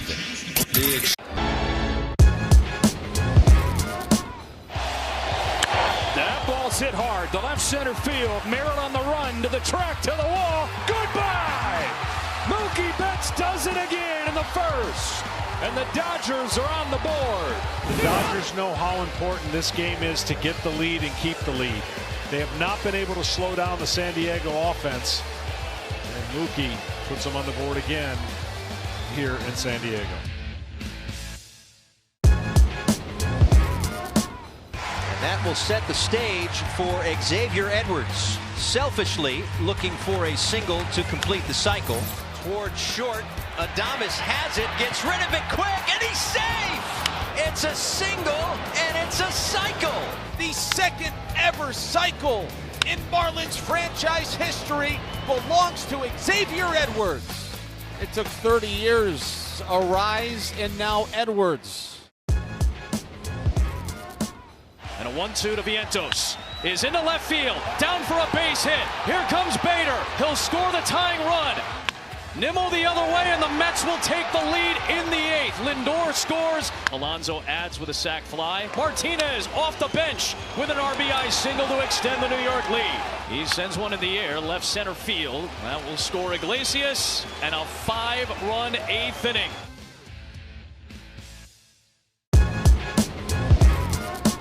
Here's Alonso now. Lindor at third, Nimmo at first. The pitch. Swing and a ball drilled. Right field. Freeling back at the wall. Out of here! It's out of here! Alonso an opposite field home run, and the Mets have the lead. Alonso, the polar bear, takes Devin Williams deep. And here in the 9th, the comeback kids have done it again.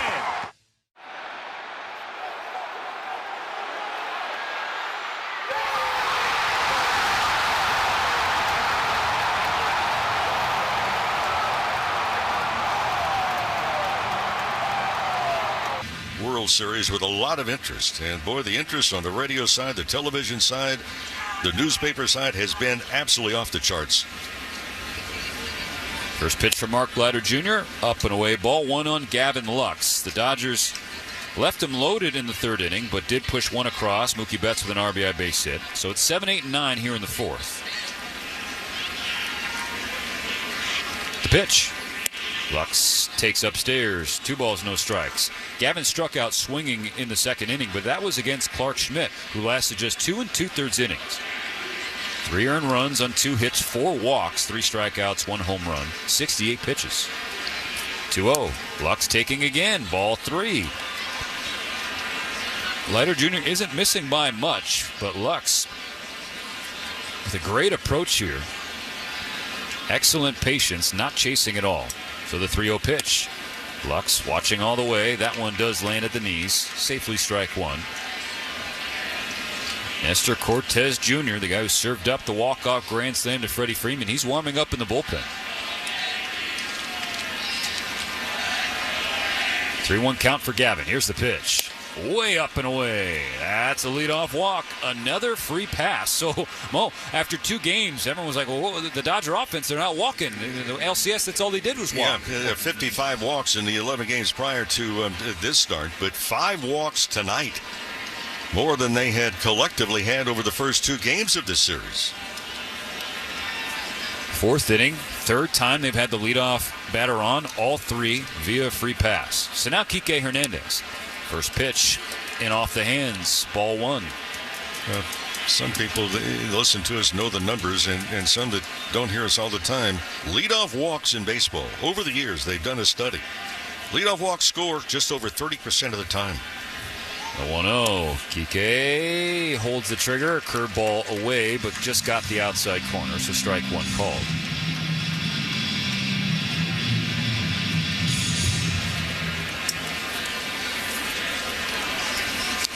(3-0 LA). Top of the 4th. Runner on, no outs. Leiter Jr. with a pickoff attempt. Lux just got in there safely.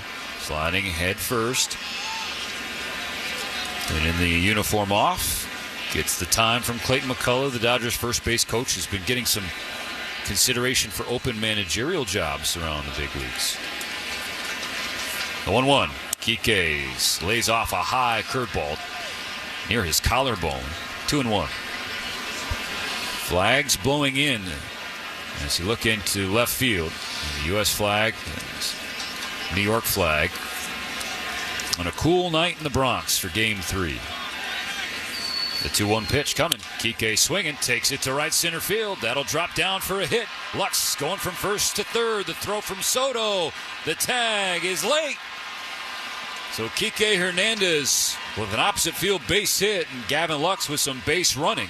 The Dodgers have him cornered with no outs in the fourth. Yeah, and it's the bottom part of the order is for both teams that had not really been stinging the baseball consistently. And you get now first and third with nobody out. Dodgers trying to strike for gold and put this game, you can't put it in your hip pocket early, but boy, you can certainly have a little bit of a cushion. This figures to be the last batter for Mark Leiter Jr. With Cortez Jr. warming in the pen, the lefty. You have Ohtani on deck, and of course, Freddy Freeman to follow soon thereafter. First and third, no outs. Jazz Chisholm on the grass at third in case Tommy wants to try to drop down a bunt. He does. Pulls it back at the last moment. It's a curveball in the outside corner. Strike one. So Chisholm was ready to crash, and so he'll play a step closer at third base. Now he's backing up. Trevino, the catcher, calling the defense on the pitch comm. Lux on third, Kike on first. 3-0 Dodgers here in the fourth inning. Edman walked and scored in the third. Now can he bring home another run? There's the bunt. He gets it down. Lux coming in. The underhand toss. The play at the play. In time. That looked like Gavin was running in mud a little bit coming down the third base line. We'll see if the Dodgers want a challenge, and they do. They do want headsets. Yeah, head first dive, and this is a good challenge. Remember postseason, you get two different challenges. And I think the Dodgers are going to get the benefit of this. Los Angeles is challenging the out call at home plate. Call at home was out. It was a bunt basically straight in front of the plate. And Leiter Jr. did great work to come off the mound. And the underhand toss to Trevino was good. But now, what about the slide from Lux? It looks like his hands might have gotten that front left corner of home plate before Trevino placed the tag on him. But is there enough evidence to overturn the call? Exactly. Well, the one angle I saw right away that looked like left hand went in. And then you look at it again, Trevino just basically buried the left knee in front of the plate to block it. Yeah, the Dodgers all top step are signaling safe. They are waving their arms safe. So now the replay operations center in Midtown. Well, there's also no clear path to the plate either, with the left knee being stuck really in the dirt right on the baseline.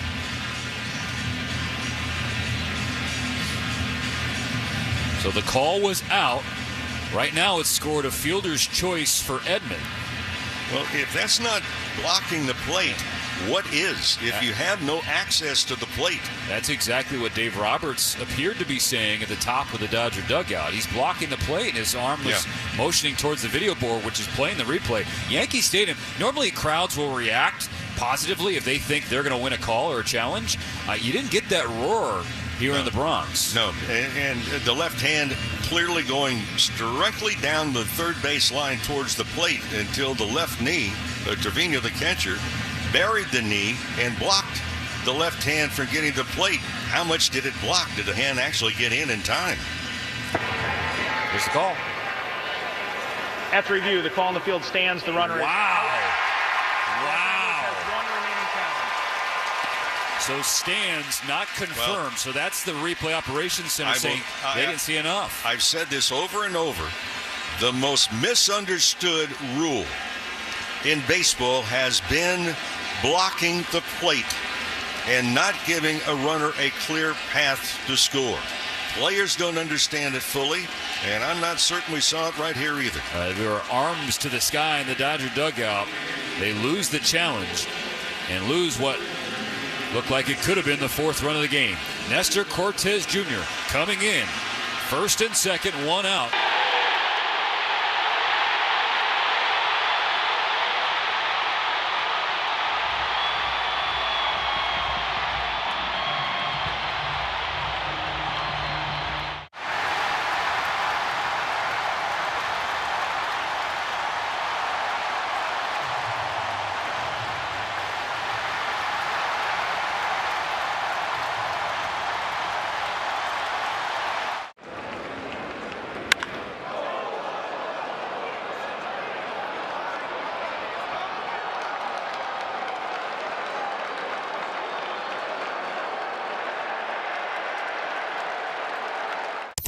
Can you guess who is pitching in this iconic moment in Los Angeles Dodgers history? Here comes the 0-2. Swung on and missed, strike three, and a no-hitter on the 15th strikeout of the game. About to be mauled by his teammates. Let's take another look. Here comes the 0-2. Swung on and missed, strike three, and a no-hitter on the 15th strikeout of the game. And for Lux, don't know if I doubt if the bunt sign was on, because Lux hesitated just for an instant before he took off. But I still don't understand the call. What is the true definition of blocking the plate at home plate? I still don't think we have a clear decision. It's clear what's happening in front of us. Ohtani at the plate, first and second, one out in the fourth. First pitch, swinging, fouls a cutter off of Trevino, the catcher, who's in some pain. The Dodgers lead Game 3, 3-0. They had first and third, no out. Now it's first and second, one out, following the failed bunt. Shohei is 0 for 1 with a walk and a run scored. Now the 0-1 pitch from Cortez Jr. Ohtani takes at the knees, called ball one, a close pitch. Cortez grimacing on the mound. He wanted strike two. These two face Game 1. Bottom of the 10th inning, Cortez got Ohtani to fly out to left field. A tremendous play by Verdugo. But then Freddy Freeman, of course, made history after that. The 1-1. Ohtani holds off, cutter away, lands on the outside corner. Strike two called. Shohei didn't like the call. I think the Cortez, too, especially right here with that big sweeping breaking ball it has. You have to be thinking really going up the middle. Can't be pulling the ball unless it's in on your hands. Shohei just 2 for 13 against Cortez Jr., who's ready and fires. Breaking ball way outside and low, 2-2. Mookie Betts is on deck. Who's on deck? Brought to you by On Deck. For small business lending that's fast and easy, go to OnDeck.com. Dave Roberts said he was encouraged yesterday batting practice. Ohtani off the batting tee indoors was hitting the ball over 100 miles an hour exit velocity. 2 on, 1 out. The 2-2 pitch. That is low. Ball 3. Full count. Spit on another fastball that did not miss by much.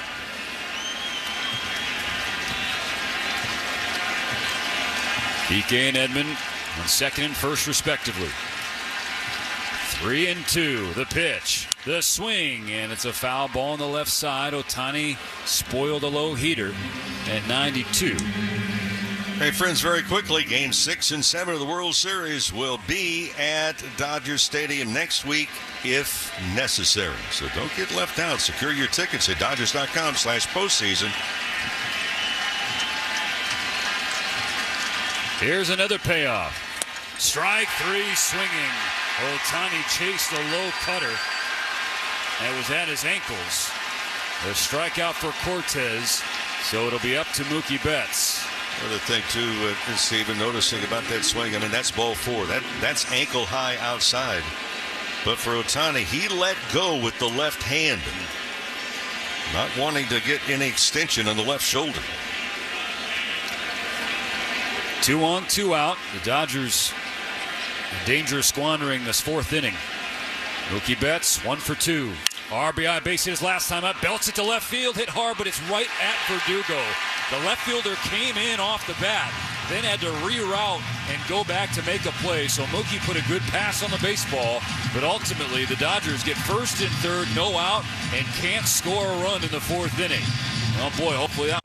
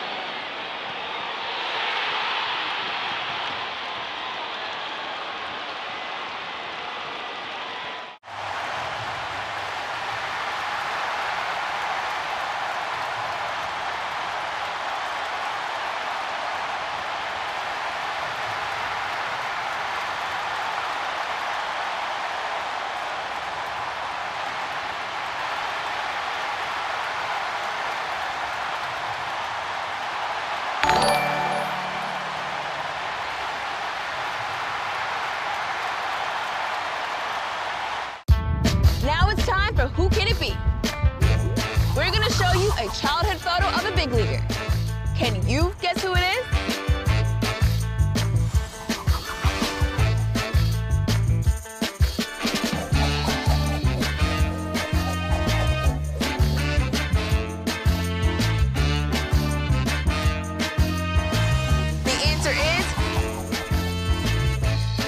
India.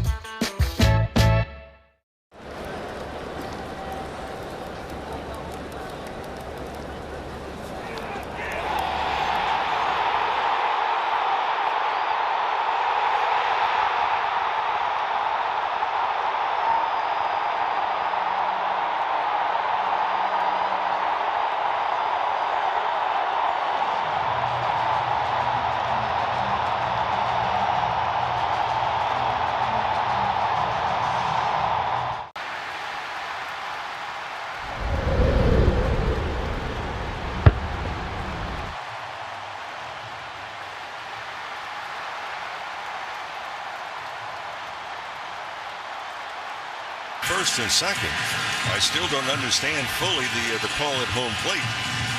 The two review umpires, Corey Blazer and James Ploy, did not overturn, and I think it's because camera angle just blocked out the left hand going in, but the left knee blocked the attempt to get to home plate. First pitch, Aaron Judge, fly ball left field. There's Teoscar Hernandez for out number one. One pitch, one out for Walker in the fourth inning. Yankee Stadium was ready to erupt as Judge hit one in the air to left, but did not get close to enough of that. That was shallow left. That was a breaking ball, and it was on the end of the bat. Teoscar Hernandez did not have to move, not even one step to field that fly ball.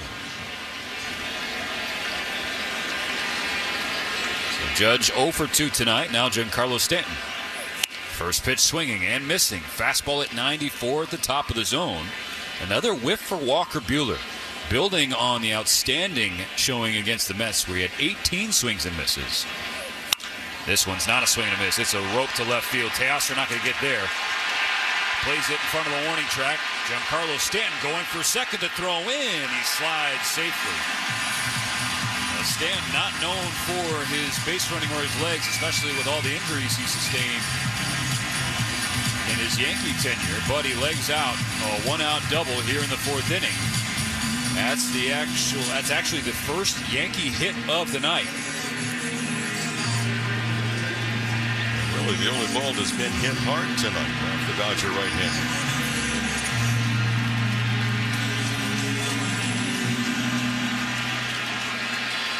3-0 Dodgers. 1-on-1 out in the fourth. Jazz Chisholm Jr. to the plate. Batting from the left side. Here's the pitch from Walker. Curveball outside corner. Strike one. Chisholm shaking his head. Now wants an explanation from Mark Carlson. Got one. Didn't like it. Shaking his head some more. Stanton on second. Muncy was closer to the grass. Now he's sort of in the middle of the dirt at third. As Chisholm pulls the ball to right field. Mookie Betts dives in. Makes the catch. That had some tough spin off the bat from Chisholm, but Mookie Betts dusting off that Gold Glove and making a diving catch in right field. Well, that catch is so hard to make. It's the line drive, and that's a dive to the backhand side. And being able to hold on to the baseball in the collision with the ground, and the ball does not squirt out of the glove. Chisholm was skipping down the first base line. Couldn't believe that Mookie made the play. So now 2 out. Here's Volpe. First pitch strike, a cutter on the outer third from Buehler. So it's back-to-back balls in play that were hit well by the Yankees. Stanton a double. Chisholm, though, a line out. The 0-1 pitch. Volpe bends out of the way of a curveball up and in. Volpe struck out swinging in the second inning. He's one of 5 Walker Buehler Ks tonight.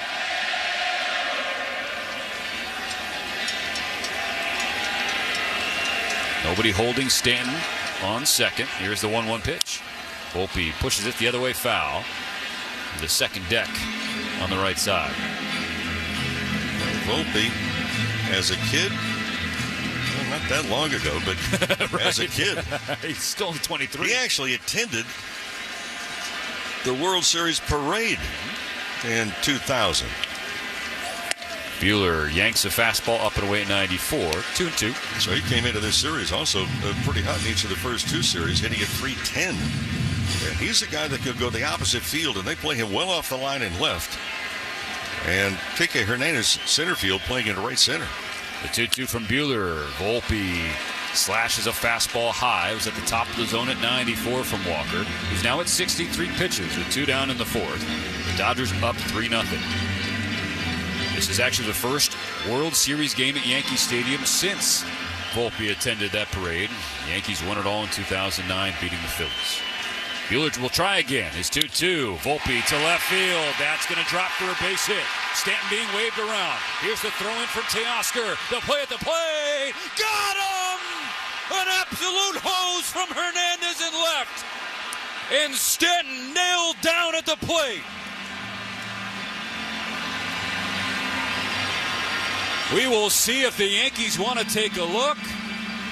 But as it stands, Teoscar Hernandez just kept the Dodgers in front by 3 and kept the Yankees off the board. No challenge. We go to the 5th in Game 3. This is AM 570 LA Sports.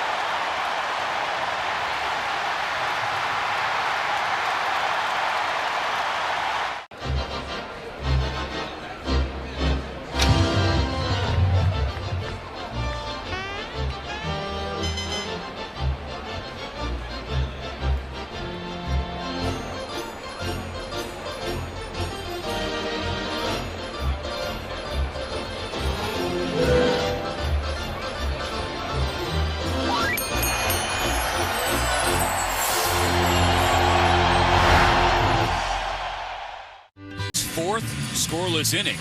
The Yankees started to make some loud contact. They got their first 2 hits in that 4th inning alone, but no runs. They leave another on. So Freddy Freeman will lead off the 5th against Nestor Cortes Jr.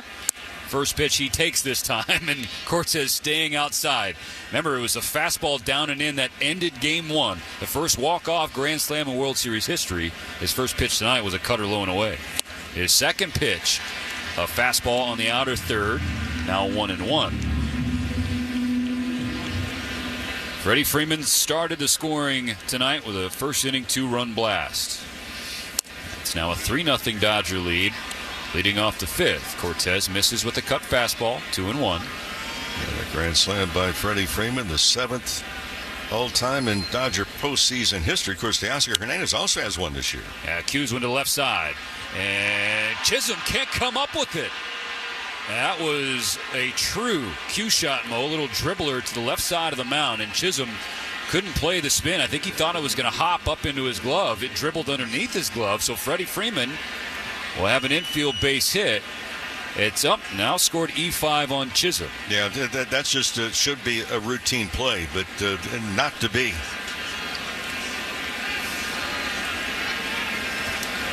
Teoscar Hernandez swings at the first pitch, fouls away on the right side, 0-1. Teo is 0 for 2 tonight, his first game at Yankee Stadium since he dominated 3 games here in June, en route to being named Player of the Week. Drove in 9 of the Dodgers' 17 runs those 3 games in the summer. 0-1 pitch, taken to center field. Judge will drift over and make the catch. A line out for Teoscar Hernandez. 1 down. Freddie back to the bag at first. Muncy to the plate. That ball hit very hard. Teo They thought, hey, you just made the play in the field defensively. How often do you say that? You make a play in the field, you come up the next inning, and something good happens at the plate. It was a good pass, but just hit right at the center fielder Judge. 3-0 Dodgers, 1-on-1 out, top of the 5th inning. Cortez kicks and fires. Muncy swings, ground ball up the middle. Fielded by Torres, who steps on the bag, throws across his body. That's an inning-ending 4-3 double play. So, halfway home in Game 3, still 3-0 Dodgers. The LA County Department of Mental Health congratulates the Dodgers and looks forward to another win and title.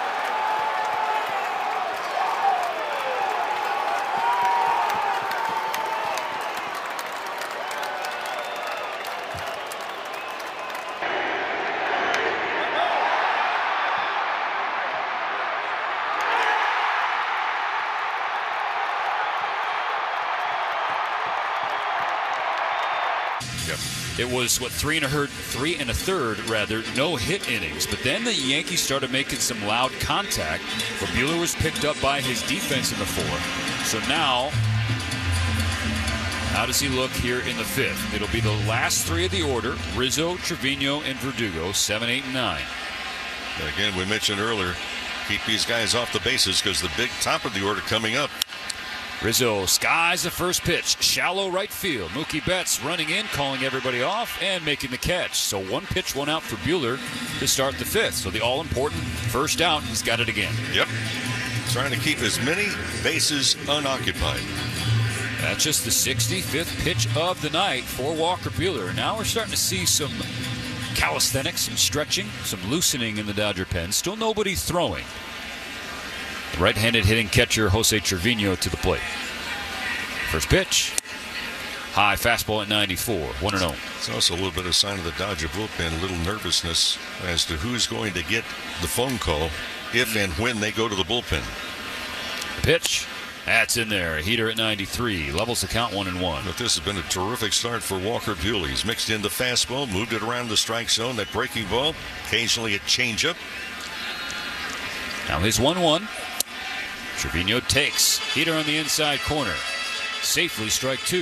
So far, the Yankees have not really, other than a couple of balls that were hit very hard in the 4th inning, they have not really been able to hone in on what Buehler's pitching. The pitch.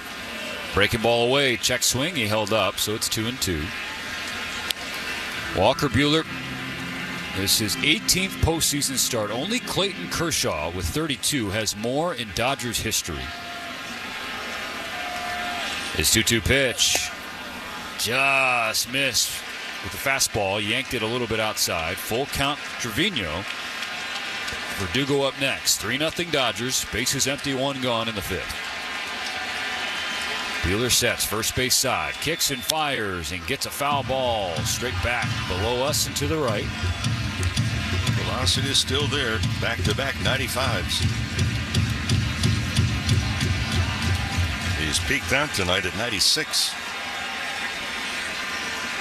He'll try again. Another 3-2 to Trevino. Bounce to the left side. Long run for Muncy. Off the grass. Transfers, throws. Got him. Heck of an effort from Max Muncy, who's playing back at third base. Wasn't a hard hit ground ball to the left side by any stretch, but Max got there quickly, got it away cleanly. That's out number 2. Steven, also just watching Buehler and Will Smith tonight. They have matched up. They paired up very well. You know, we've not seen, shaking ahead, not seeing backing off the mound. This has been a very well thought out plan so far, and Buehler's been able to execute that plan. Try and do it again with Alex Verdugo at the plate. Batting from the left side, the number 9 hitter. Sees a fastball at 96 in the dirt inside. Ball 1. Temps hanging on in the 50s, though it's felt like it's been in the 40s all evening long here in the Bronx. Winds continuing to gust between 5 and 12 miles per hour. Verdugo swings and taps a cutter foul. Even count 1-1. Back-to-back pitches right in on his hands.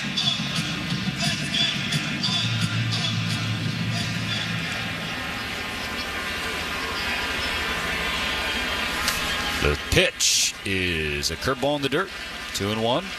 Top of the order on deck. Torres in the on-deck circle. Juan Soto in the hole. Dodgers continuing to work with a 3-0 lead in Game 3. Here's the pitch from Walker. Hit hard to right field. Mookie Betts on the run. Reaches up and makes the catch. Hit toward the right center field gap. Mookie ranged over and made the play. It's a 1-2-3 fifth inning for Walker Buehler. We go to the 6th. Still a 3-0 Dodger lead. This is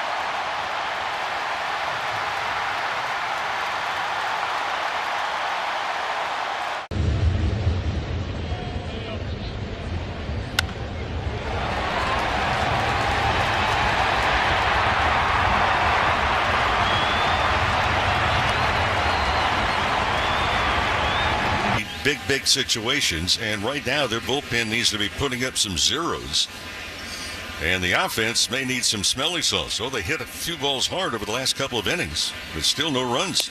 Will Smith takes a first pitch fastball and a sinker at 94. Caught the corner on the outside, 0-1. Cousins warming up. You just watch him. He threw a lot of sliders warming up. His 0-1 pitch. Smith takes a sinker top the zone. Strike 2 called at 95. Last time up, Will came up with the bases loaded in the 3rd inning. And it was on a full count, a 3-2 pitch. Grounded out to the pitcher and ended the threat. Now an 0-2 from Cousins. Smith lines out to Volpe at short. The sinking liner, he's playing on the very edge of the dirt, well positioned to make the catch. That's a breaking ball and able to stay on it. And handshakes in the dugout, so that's going to be it for Walker Buehler. And congratulations to Buehler. He came up big. 76 pitches, 5 scoreless innings, just 2 hits. Contact started to get loud the last 2 frames. He struck out 5. Brusdar Gratterall warming up. Cousins will now face Gavin Lux. 1 out, nobody on. First pitch swinging, a high sinker. put it by him, 0-1.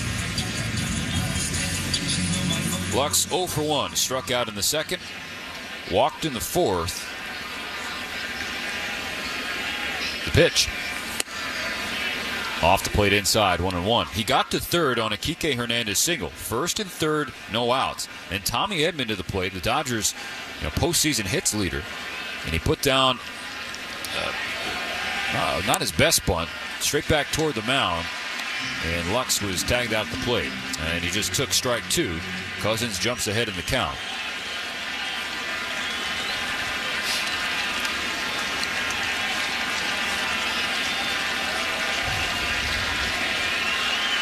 Cousins, a slider sinker pitcher, neutral splits, facing the lefty Lux, the 1-2 pitch. It's a breaking ball, and Gavin takes it downstairs, ball 2. So far, the Dodgers have been able to keep this hometown crowd in New York relatively quiet. The 2-2, Lux swings and pops it back foul, out of play. That, of course, always part of the game plan whenever you go on the road, but especially in the postseason. Well, there's been some pitchers, too, Stephen, who have had difficulty in postseason hearing the pitch count audio between the catcher and the pitcher. Another 2-2 coming. Lux wears it in the back. So a 2-strike hit by pitch. Cousins puts Lux on with 1 out in the top of the 6th.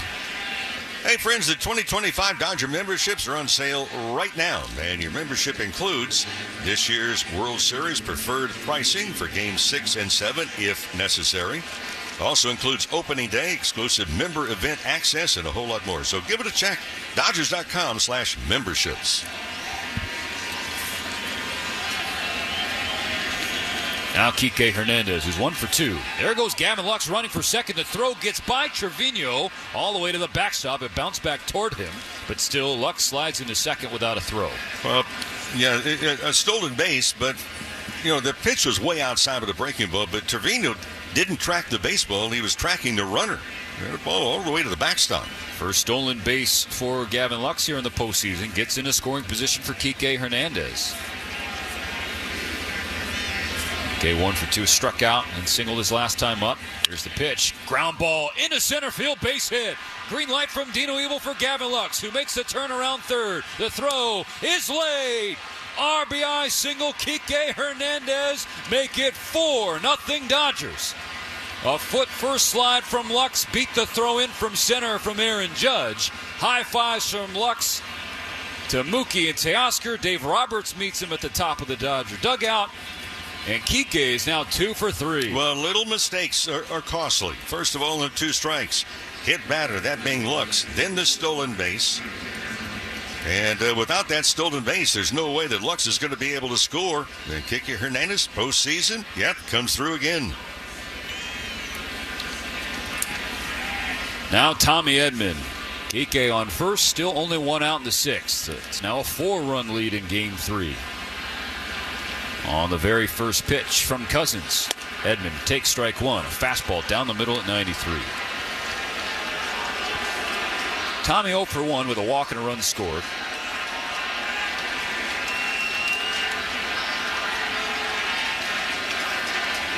Pickoff attempt, a low throw. Good play by Rizzo. A bouncer from Cousins off the mound, and Rizzo kept it in front of him.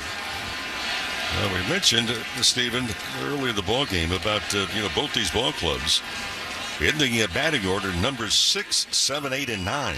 The Dodgers collectively hitting just 160. The Yankees collectively in those spots just 103. Trevino setting up away for this pitch from Cousins. Edman swings at a slider down and in. Strike 2. Lux sitting next to Yosuke Nakajima in the Dodger dugout. Just, of course, you have to keep in mind Lux playing through a hip flexor injury. He scored the 4th run. Tommy has to shoot out of the way of a slider down and in. 1 ball, 2 strikes. Yeah, the Lux with the stolen base and then the head first dive in home plate. They're going to have to wash his uniform at least twice to get it clean. Kike with a short lead on first. The 1-2. It's a breaking ball way outside. That's where Trevino is setting up. They're trying to get Edman to chase. He did not. So it's an even count, 2-2. Dodgers 4, Yankees nothing. 1 out, top of the 6th. Cousins now extreme third base side of the mound. The pitch. Up and away, full count. Shohei Ohtani on deck. So do you send Hernandez the full count? Edman has made pretty consistent contact. Yeah, activity in the Yankee bullpen. Looks like Tim Hill, the lefty's down there. Payoff pitch, runner going, swing and a miss into the glove, throw down to second. The tag dropped on Kike's leg, so it's a strike him out, throw him out. Inning-ending double play. Dave Roberts bangs the top rail of the Dodger dugout in frustration. There will not be a challenge. So the Dodgers look like they were trying to rally against Cousins in the 6th inning. They take themselves out of the inning on a strike him out, throw him out double play before Ohtani comes to the plate. But they get one on Kike Hernandez. RBI base hit up the middle. 4-0 Dodgers, bottom of the 6th. Up.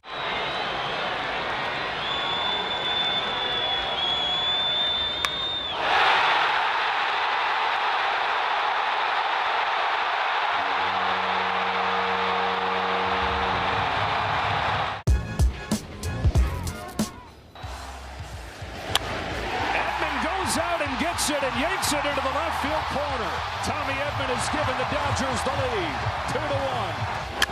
Edman drives this ball deep left center field. Back goes Nimmo. Clean up Tommy Edman. A 2-run blast. It's the National League Championship Series most valuable player. It belongs to Tommy Edman.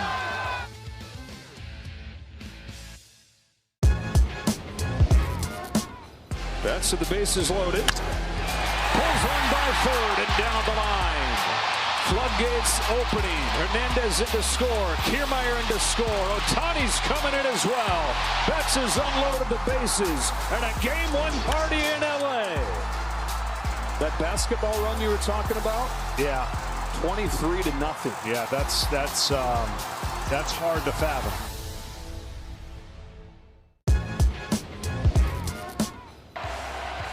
Soto, a high fly ball to center. Thomas backing up. Thomas at the track. And Juan Soto! A 3-run home run! Soto magic in Game 5! An incredible moment as Juan Soto goes deep to give the Yankees a 5-2 lead in the 10th inning. 3-2.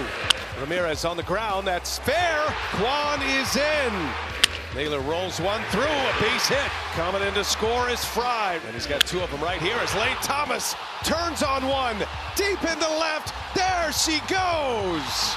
Lane Thomas, a 3-run blast. 5-0 Cleveland before there is an out recorded in this game.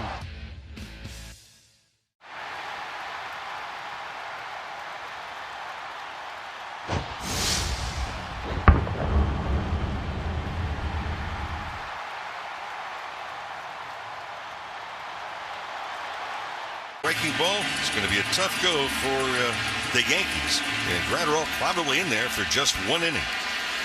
They face the top of the lineup for the Yankees. The Dodgers now up 4-0. Bottom of the 6th begins with strike 1 to Gleyber Torres. 101 from Bazooka down the middle.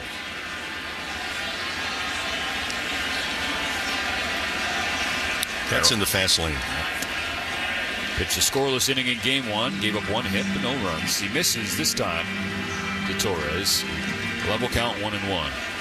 Torres has been to the plate twice and walked twice. Here's the pitch. Down and away. The slider. 2 balls, 1 strike.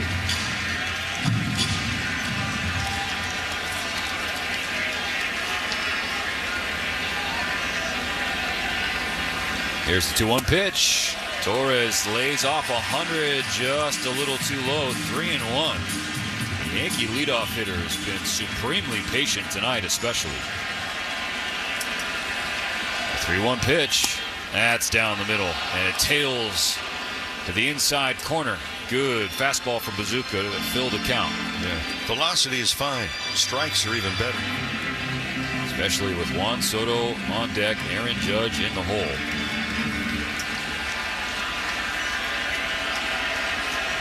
All right, a 3-2 pitch.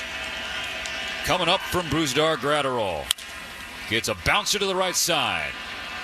Lux fields it and throws to Freddie. Pulls him up the line a little bit, but Freddie had plenty of time to make the play. And he does. One gone. I tell you, that was a great pitch. I mean, here we are with 3-2. You're trying to keep the runners off of base with the big power coming up. And that ball tailing away, actually spiking away. Hit it right off the end of the bat. Easy ground ball. I'll bring up Juan Soto, who's 0 for 2. Walker Buehler was tremendous tonight. 5 shutout frames, 2 hits, 2 walks, 5 Ks. Graterol's first pitch way high at 99. I started that story about Juan Soto and Manny Mota and his late wife, Margarita, who had the charity giving away toys to children in the Dominican Republic. Ball 2 outside. And many, many years ago, there was a 9-year-old that came to their home as they were distributing toys. His name was Jose, the father of Juan Soto. 2-0 pitch. Got the outside corner. Strike one. And Jose Soto was in Dodger Stadium during games 1 and 2 and got to visit with Manny and with Jose Mota. 2-1 pitch from Graterol, yanked down and in, a slider miss, 3-1. So you start to think, and these guys in playing and the people around baseball, they helped so many different communities over the years. But it was the father of Juan Soto so many years ago as a 9-year-old in a poverty-stricken family. They went to the Mota Foundation to receive a toy. Soto lays off, fastball away at 100, a 1-out walk. Soto staring out at Graterol. They're having some fun with each other right now. Here comes Aaron Judge. That's a special story, Mo. And sharing the strong connection and the lifelong bond between the Mota and Soto families. Well, here's the guy that's been missing for some time for the Yankees. He's been missing a lot of pitches. He hit one off the end of the bat, first pitch in the 4th inning that had the trajectory that you would normally see as a moonshot hit. Dodgers having an infield meeting on the mound with Graterol. Mark Pryor not present. Just the players who are now going back to their respective positions. Freddie Freeman was the only one who didn't partake. He's chatting with Juan Soto on first. Judge the batter. The Dodgers lead 4-0. 1-on, 1-out, bottom 6. Well, Judge just 1 for his last 15 with 9 strikeouts, and he has left 9 runners on base. First pitch from Bazooka, 100, top the zone, called a ball. That is a big miss. Well, it's a big man. I mean, it's a higher strike zone than anyone else in baseball. Now the 1-0 pitch. Judge swings, hits it right back to Graterol, hits off of him. Fields throws a second. Tommy is able to stay on the bag. Graterol tried to fire it quickly, maybe a little too quickly. It was a high throw. Did Tommy Edman keep his tippy toe on the bag at second base? As it stands, it'll be a fielder's choice. Soto now running back to the Yankee dugout. Graterol threw to second, falling away off the mound, Mo. Fortunate that Edman stretched with all his might and stayed on the bag. Oh, just a wonderful play by Tommy Edman. His left foot was on the bag, which means you cannot reach as high. Oh, boy, what a big play. So it ends up being a 1-6 fielder's choice. Judge takes the place of Soto. Now 2 out in the 6th. Ball 1 to Giancarlo Stanton. Well, if you don't make that play, and then you got first and second, and with one swing, you can make it a 1-run game. Swinging a foul ball, levels the count 1-1. Hey, hurry into your Southern California Chevy dealers today. Find a great offer on your next vehicle. SoCalChevy.com has all the info you need. Still 4-0 Dodgers. Runner on, 2 out, bottom 6. 1-1 pitch. Stanton slashed it the other way, foul. Another dimension of importance and what a big acquisition Tommy Edman was. Oh, remember when they made that deal, he was still rehabbing. He wasn't even active at the major league level yet. Graterol yanks the slider way outside, away from the right-handed hitting Stanton. 2-2. Alex Vesia loosening in the Dodger bullpen. Graterol with his 18th pitch of the inning. A line drive over Bazooka's head into center field. A base hit for Stanton. Judge stops at second. 2 on for Jazz Chisholm Jr. the tying run on deck for New York in the bottom of the 6th. That may have been ball 3. That ball looked like it was well off the plate outside. That pushes Giancarlo Stanton's hit streak to 6 games. And that is going to be it for Brusdar Gratterall. Dave Roberts coming out to bring in Alex Vesia, the lefty, to face the left-handed hitting Jazz Chisholm.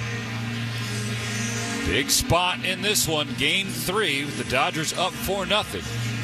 Vesia comes on with 2 runners on, 2 out. Jazz Chisholm due up next. This truck season, think about all the things you can do in a Chevy truck. You can... Or you can...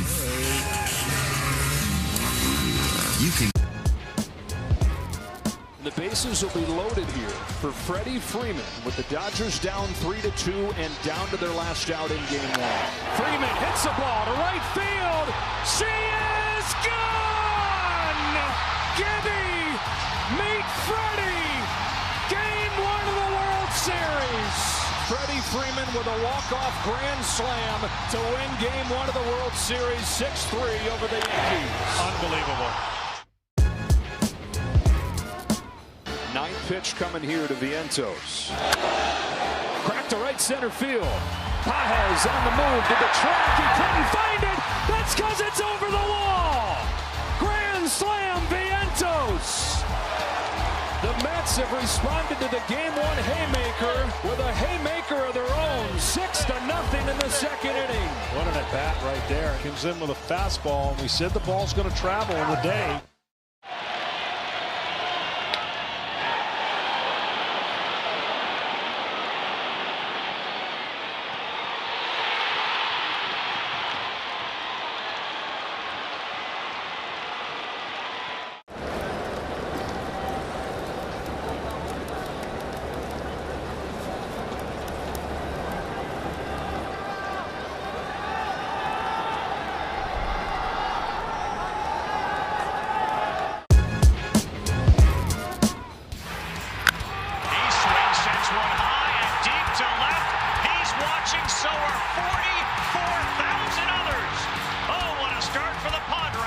Tatis leaves the building, and this place is on its feet. Padres lead it 2-0. I'm telling you right now, Brandon Tatis did not wait. Saw the first pitch, and as soon as he hit it, he knew.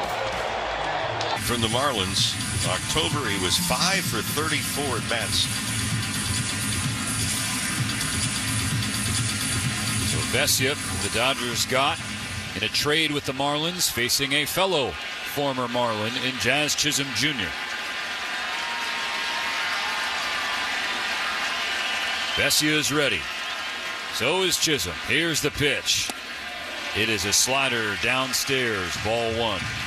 It's a 4-0 Dodger lead in game 3.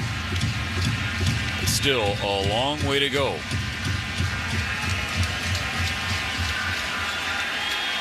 Vesia, first base side of the mound, out of the stretch. Here we go. This is again with a slider. 2-0 for Chisholm.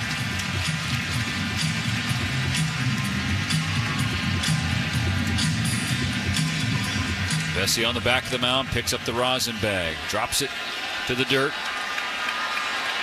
resets his footing on the mound, exhales, sets, and fires the 2-0. Chisholm swings and fouls strike 1 off of his leg. He's now hopping around on one leg out of the batter's box. Fastball 93. Pretty much in the middle of the plate, but a little elevated. Alex Vesia said it wasn't that long ago he did not know if he would pitch again this season. The intercostal strain that cost him the championship series. He has thanked ad nauseum the Dodgers training staff for treating him every day to get him ready, to give him a chance to make the World Series roster. And here he is. He's pitched in all 3 games. 4-0 LA, 2 on, 2 out in the 6th. The 2-1 pitch to Chisholm Jr. Line drive, right side, on the ground. Lux has it, flips over to Edman, steps on the bag. Stanton is retired, and that ends the threat. Just a soft liner on the right side of the infield. Lux fielded it on one hop, shoveled it over to Tommy Edman, a 4-6 fielder's choice.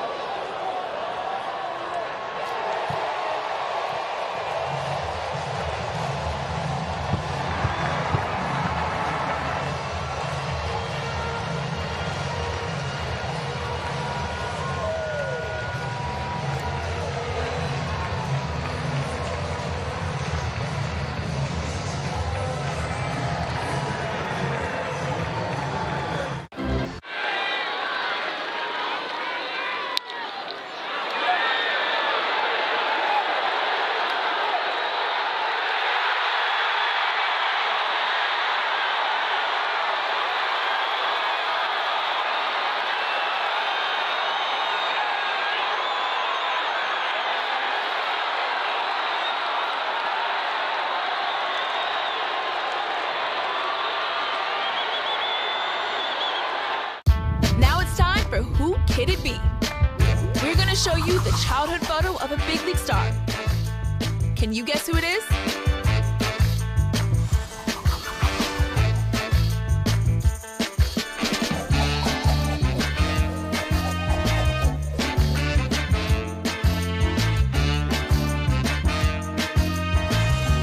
The answer is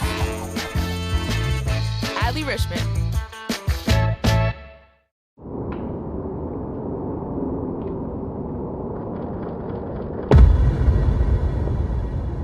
Arm kind of slings the ball, throws around his body, which is a little bit difficult to pick up the release point.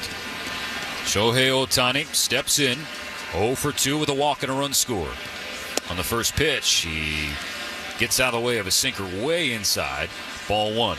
By around his body, his stride is not directly towards home plate. If you throw a line, it'd be behind a left-handed batter. The pitch, big swing, big miss. 89 with a sinker at the top of the zone. Ohtani pulled off of it, swung through it. 1 ball, 1 strike. Ohtani back in there after his left shoulder subluxation at the end of game 2. 1-1 is upstairs at 90 miles per hour. Tim Hill, as we talked about before, not a strikeout pitcher. His trademark is keeping the ball on the ground. The pitch. Ohtani swings and pulls it foul toward the Yankee dugout. That was a sinker that would have been ball 3. It was inside and pretty comfortably off the plate. Ohtani forced to take time. No, there's obviously a huge following in Japan and Tokyo. 13 hours ahead of us on the clock. It's 11:30 tomorrow morning as Ohtani swings in the air, left side, drifting foul. Chisholm gave it a run. He slipped on the warning track as he got to the wall. He's up and okay as the ball was definitely 7 rows back. Drawing record numbers this World Series. Just off the charts. We've talked about it. I mean, you brought it up in game 1. This is truly a global World Series. Ohtani jam popped up infield, playable on the left side for Chisholm, running across the World Series logo in front of the Dodger dugout. So Ohtani, and again, he's running back to the dugout. He's holding that left arm, a hand close to his chest. Basically has turned his uniform into a sling for that left arm and shoulder. This is going to be, how does he feel, getting the treatment, icing it down tonight, and then trying to get it loose again tomorrow. Ball 1 up and away to Mookie Betts. Mookie is 1 for 3. RBI single in the 3rd inning that made it 3-0. It's now 4-0 Dodgers. Bases empty, 1 gone, top of the 7th. The pitch. Betts takes strike 1. Dave Roberts was asked in a media session earlier this afternoon, if this were regular season, would Shohei Ohtani even be in the lineup? 1-1 outside. And Dave's answer was very honest. You'll have to ask him. And the managers, and you can get the okay from the trainers and the doctors. How's a player feel? Hill misses way outside again. 3-1 for Betts. Freeman on deck. And I've said this before. A tough decision for a player is to make the determination, am I hurting my team by playing? Mookie takes away. That should have been ball 4. Mark Carlson just gift wrapped strike 2 for whatever reason to Tim Hill. So now it's a full count. Here's the pitch. Upstairs, ball don't lie. 1-out walk for Mookie Betts. By the way, after that pop out and foul ground, Shohei is now 1 for 11 in the series. But he would tell you, he doesn't care about his number as long as the Dodgers keep winning. They've taken the first 2 at home. They're up in game 3 on the road.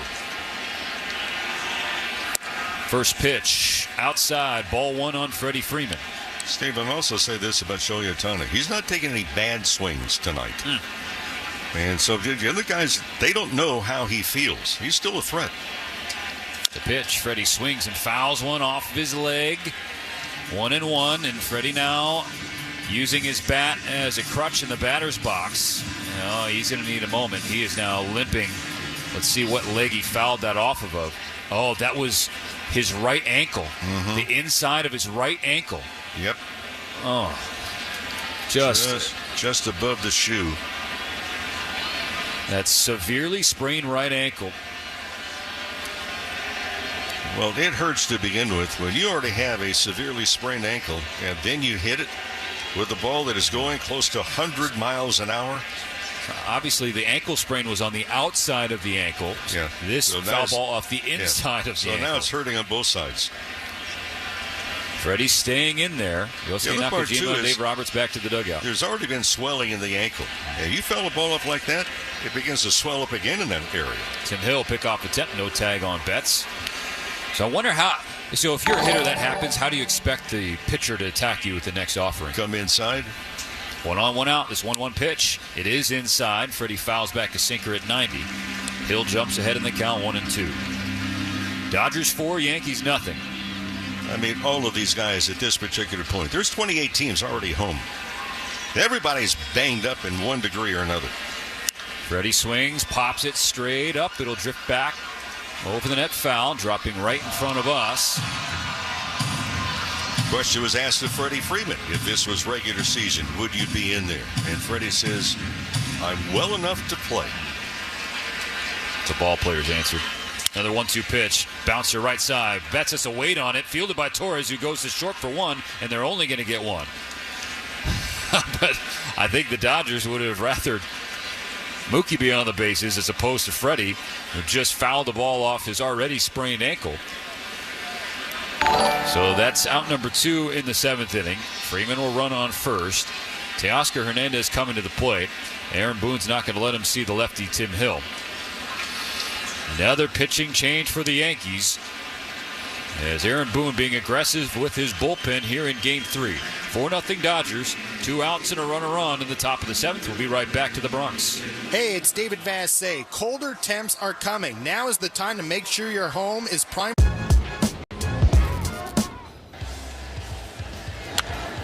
That is a fastball pummeled down the line. If it's fair, it's gone.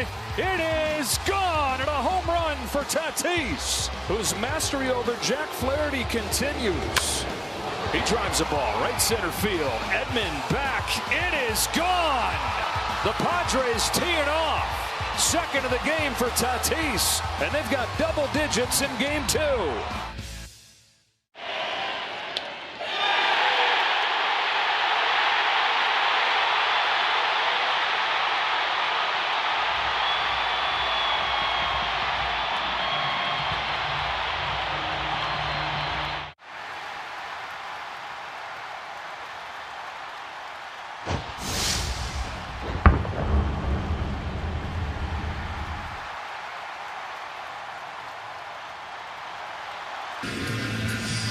Dodgers get their third look at the former closer, Clay Holmes.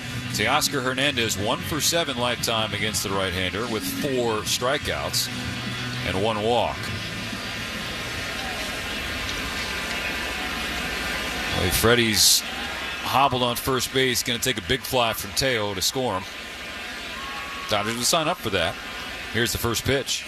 Teoscar Hernandez on the ground, up the middle into left center field, beyond a diving Anthony Volpe. Freddie Freeman goes first to third. Excuse me, Freddie.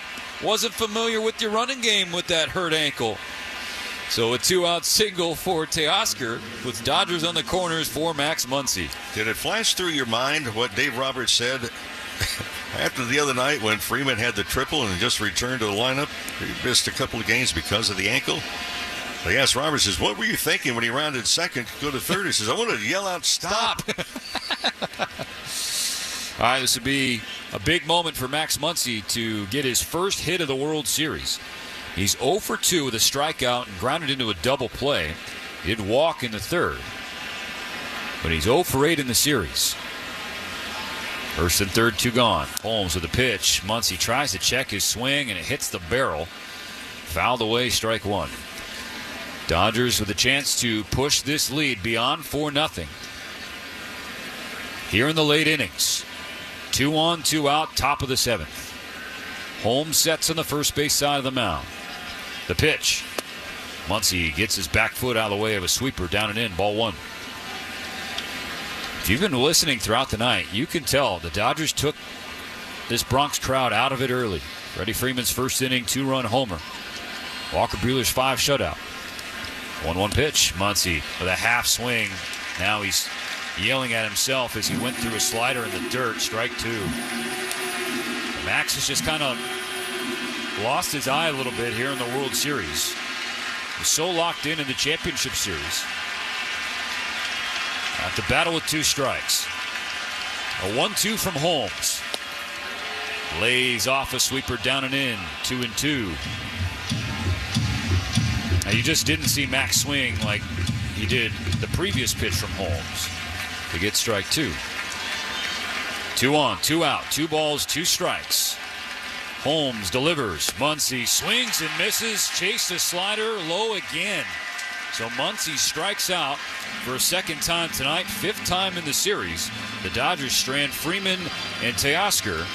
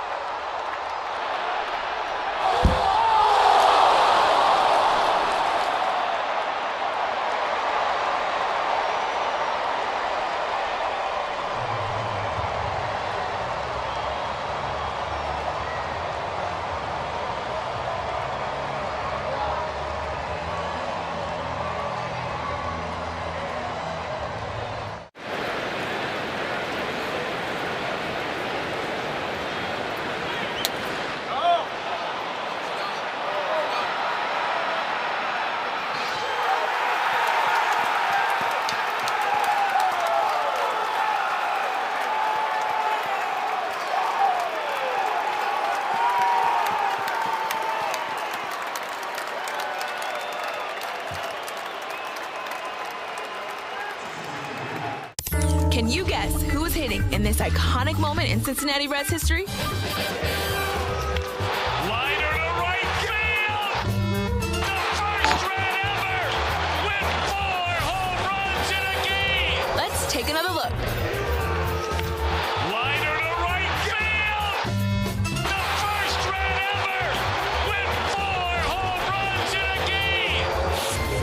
answer is Scooter Jeanette. Got a fastball, and bye-bye, baby!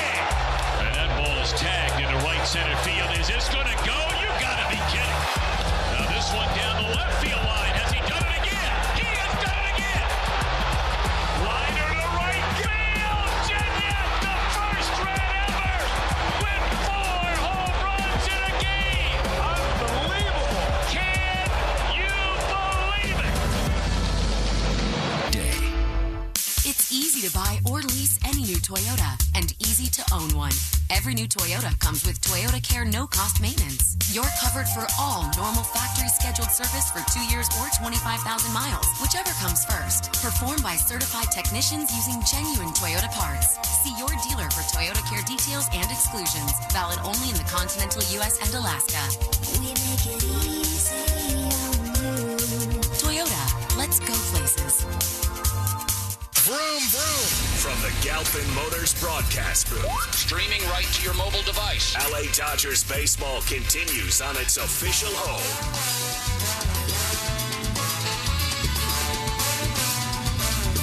Daniel Hudson emerges from the Dodger bullpen for the bottom of the 7th. The Dodgers have 9 more outs to record in the field. Hudson will face 6, 7, and 8. Volpe, Rizzo, and Trevino, the scheduled batters, on the home side of the 7th inning stretch. The Dodgers lead Game 3 4-0. 4 runs, 5 hits, no errors. The Dodgers have left 7 on base. The Yankees, no runs, 3 hits, 1 error. They have left 5 on. Here's Hudson. Ball 1, a slider away from Volpe.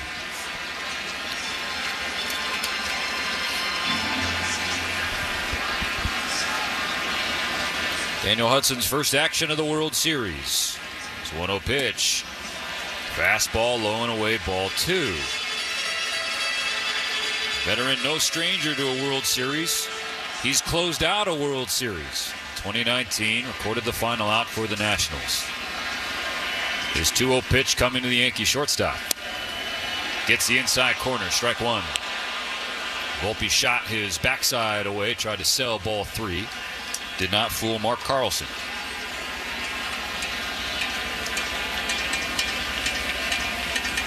The pitch.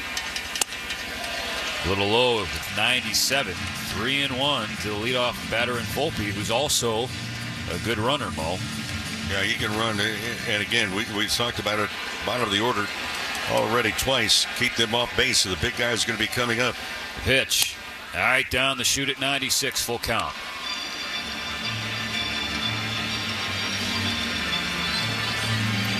Volpe had a base hit in the 4th inning that looked like it was going to give the Yankees their first run, but Giancarlo Stanton was thrown out at the plate by Teoscar Hernandez in left field. A one-hop throw, a perfect throw to Will Smith. 3-2. Hudson comes home. Volpe slashed it down the right field line, hooking away from Mookie. It is a foul ball off the wall, just to the right of the foul pole. And that short porch. It doesn't take a gigantic smash to hit it out. Wow. And fortunately, that was only a couple of feet foul. 314 feet down the right field line. It seems shorter than that when it's the opposing team that hits it down there.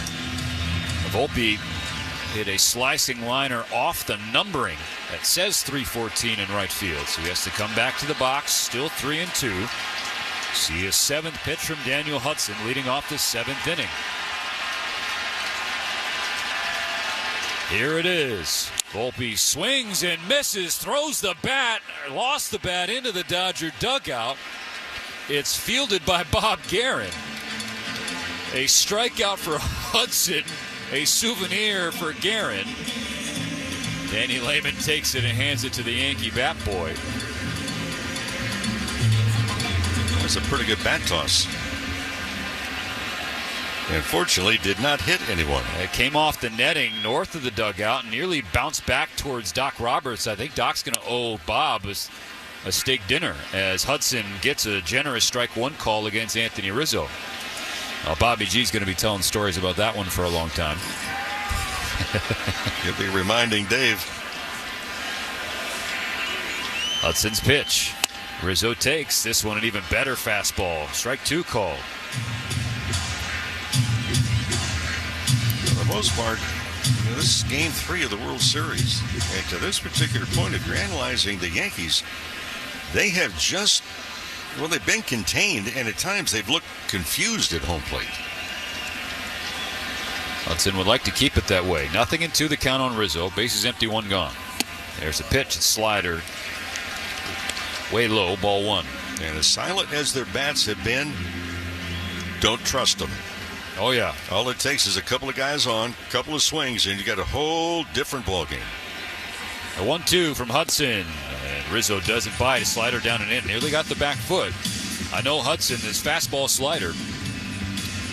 But Rizzo, when he's on top of the plate like that, batting from the left side, we saw in game 2, 2 hit by pitches. He'll wear one to get on. And a 2-2 pitch. Rizzo swings and pops it back toward the upper deck, right above us. No change in the count. I'm just looking at the crowd. A few people already wearing their rally caps. 4-0 Dodgers with 1 out in the bottom of the 7th inning. The 2-2 again. Up and away with a fastball at 95. Count is full. Full count for Volpe. Full count for Rizzo. In the 7th spot of the order for Aaron Boone's club. On 3-2, Rizzo swings and fouls away a slider. That might have hit Rizzo and Will Smith. Count remains full. First in-game action for Hudson since Game 6 of the championship series against the Mets.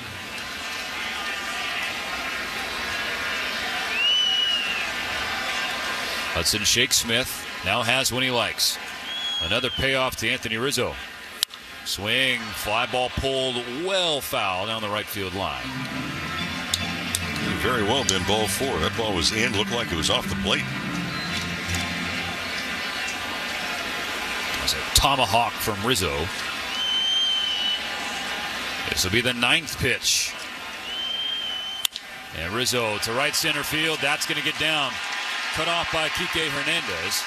It'll be a 1-out single for Anthony Rizzo. And now a pinch hitter in for Jose Trevino will be Austin Wells, the other catcher who started the first 2 games of the World Series. Aaron Boone went to Trevino tonight, but said Wells, somebody they still have the utmost confidence in, and he's going to get a big at-bat in this game. Well, here he is, up with a runner on and 1 out in the bottom of the 7th. Well, you want to get Wells with 2 strikes. The reason is, looking at some numbers today, he's gone 20 consecutive at-bats without a hit with 2 strikes on him.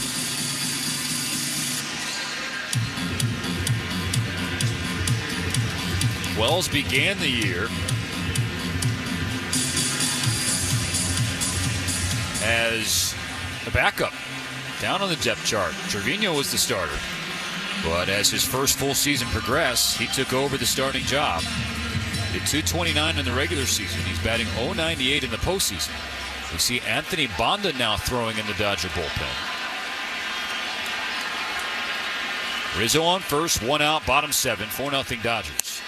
First pitch from Hudson. Fastball away at 97, 1-0.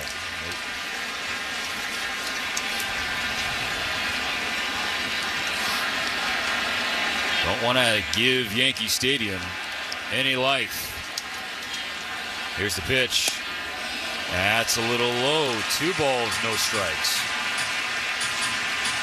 That's in too many pitches already. At 18. Well, he went 3-2 to each of the first 2 batters. Now he's got a battle back from 2-0. The pitch. Wells with a swing, popped it up left side, drifting into foul ground. Muncy will give it a look, but it gets over the net. Just got into the 2nd row. Strike 1. The grizzled veteran Daniel Hudson. The Yankees are making him work here in the 7th inning. Well, Wells came into this World Series. Talk about a slump. Previous 14 days, regular season, hitting .059. Hudson's behind him, 2-1. The righty deals and hits with strike 2. A fastball on the outside corner. That was very edgy. Hudson needed it. Big, deep breath on the mound. In fact, the last 2 weeks, that .059 was the lowest average by any hitter in Major League Baseball.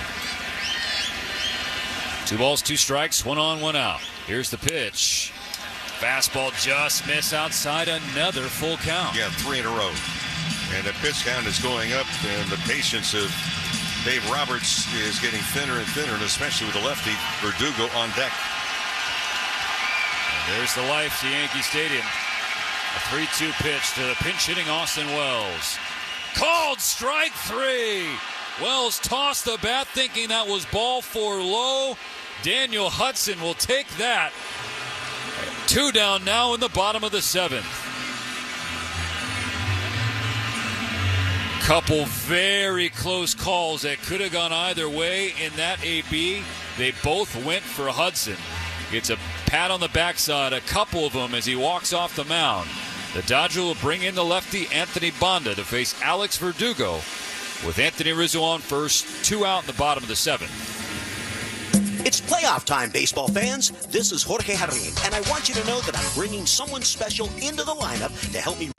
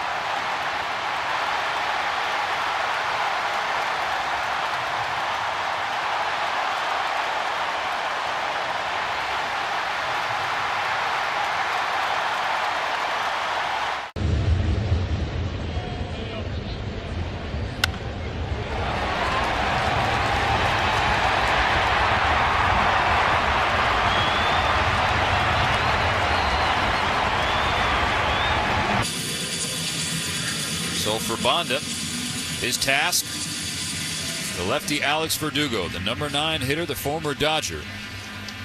2 out and a runner on. The Dodgers leading game 3 4-0.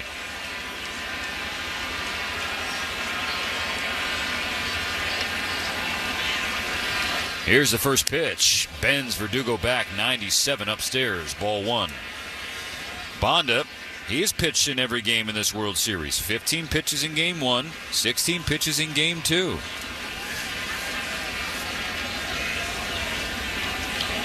Is 1-0. Verdugo lays off a sinker inside at 97. Banda tilting his head. Can't believe he didn't get that call. 2 balls, no strikes. Top of the order on deck. Again, 6 through 9 for the Yankees. Came in 3 for 29. They're 1 for 11 tonight. The pitch.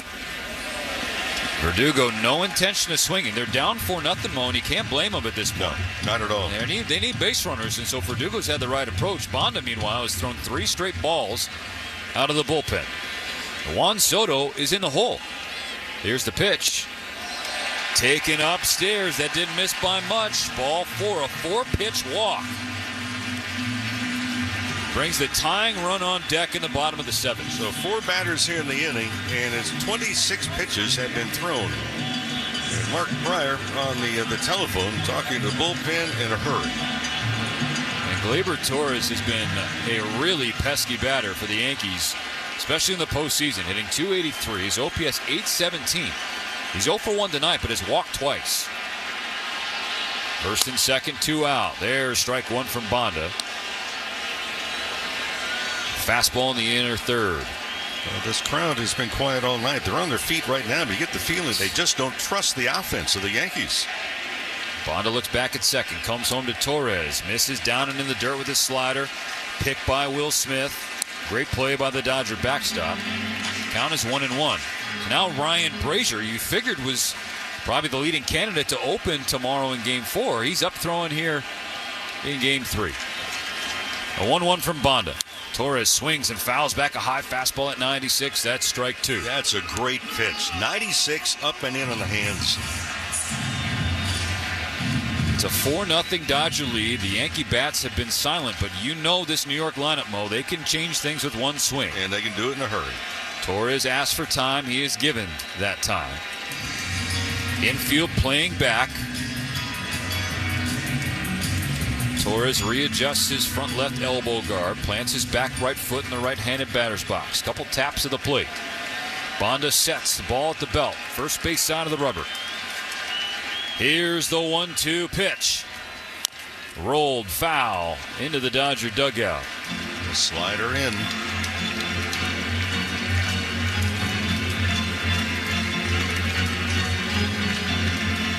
This is the biggest threat of the night for the Yankees, and they're just trying desperately to get Soto to home plate. Banda would like to avoid that, so we'll try another 1-2. Down and in with a slider, well caught by Smith. Square count 2-2.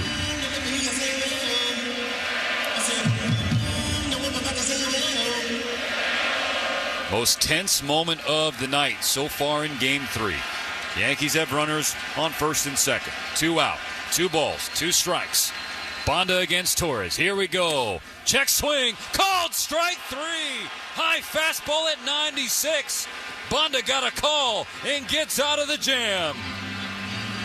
The Yankees strand 2 more. 3 Ks in that 7th inning between Hudson and Banda. But goodness, was it stressful. Still 4-0 Dodgers. Game 3 going to the 8th. When you want Dodgers, the only home is AM 570 LA Sports. And that is pounded deep out to left. The walk-off slam for Wyatt Langford. Steps up here in the bottom of the 9th with the bases loaded and just unleashes on Clay Holmes with a game-winning walk-off grand slam home run. A wild adventure this one was. Pitching in this iconic moment in Arizona Diamondbacks history. A perfect game with 1 out to go. He got it. Look at his teammates. Look at. Let's take another look. A perfect game with 1 out to go. He got it. Look at his teammates. Look at. The answer is Randy Johnson. A perfect game with 1 out to go.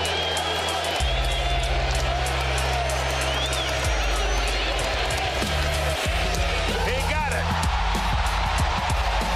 Look at his teammates. Look at Randy Johnson. A perfect game. 13 strikeouts. He faced 27 men.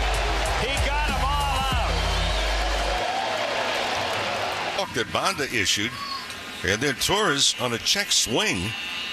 Actually, they didn't even call it a swing. It was caught looking, and frustration continues for the Yankees offensively. Will Smith leading off the 8th inning against Clay Holmes. First pitch in there for a strike, a slider down the middle. Smith, Lux, and Kike Hernandez on the docket for the Dodgers in the 8th inning. They'll have a couple more chances for insurance runs, up 4-0. Holmes sets and fires. Pulls the slider way outside, 1-1. There's a fine line From an offensive standpoint for the hitters, the Dodger hitters for the third game in this series have been selective, but there's a fine line between patient and still aggressive. 1-1, another sweeper not competitive. Miss ahead, 2 balls and a strike. The patience from being selective on pitches, and then the aggressiveness when you get a good pitch to hit. And a lot of that is looking to a zone or looking for a certain pitch. On 2-1, Smith tries to check his swing, cannot. That was a slider low, would have been ball 3. So now Will Smith, he's looked better these last 6 games, Mo. He was 5 for 21 entering game 3. It's just a .238 average, though. He's driven in 5 in that stretch, but still far cry from the guy we saw at the start of the year. Holmes tried to get him to bite on another sweeper downstairs. He did not, so the count is full. And oddly enough, the ball has given him a lot of problems as with 2 strikes, fastball away. He has been jammed on balls elevated in. Holmes 3-2. Smith swings, a little flare to second base, soft line out. 1 gone in the 8th, so Will is 0 for 4 tonight. Let's pause 10 seconds for station identification on the Dodgers Audio Network. The home of the Dodgers in the World Series. It's the Fall Classic. KLAC Los Angeles. KYSR HD2 Los Angeles. An iHeartRadio station.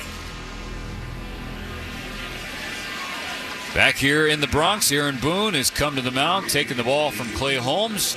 Tommy Kahnle, the former Dodger, sprinting in from the right center field bullpen. 4-0 LA, 1 out, nobody on in the 8th inning. This truck season, think about all the things you can do. So Profar at second, nobody out for Manny Machado. Machado hits one to right center field. Back goes Rodriguez looking up. Manny Machado stands alone as the Padres' all-time home run leader. Man, oh man, oh Manny, you are number 1 in Padres history. 2-run shot, 429 feet, and history tonight in Seattle.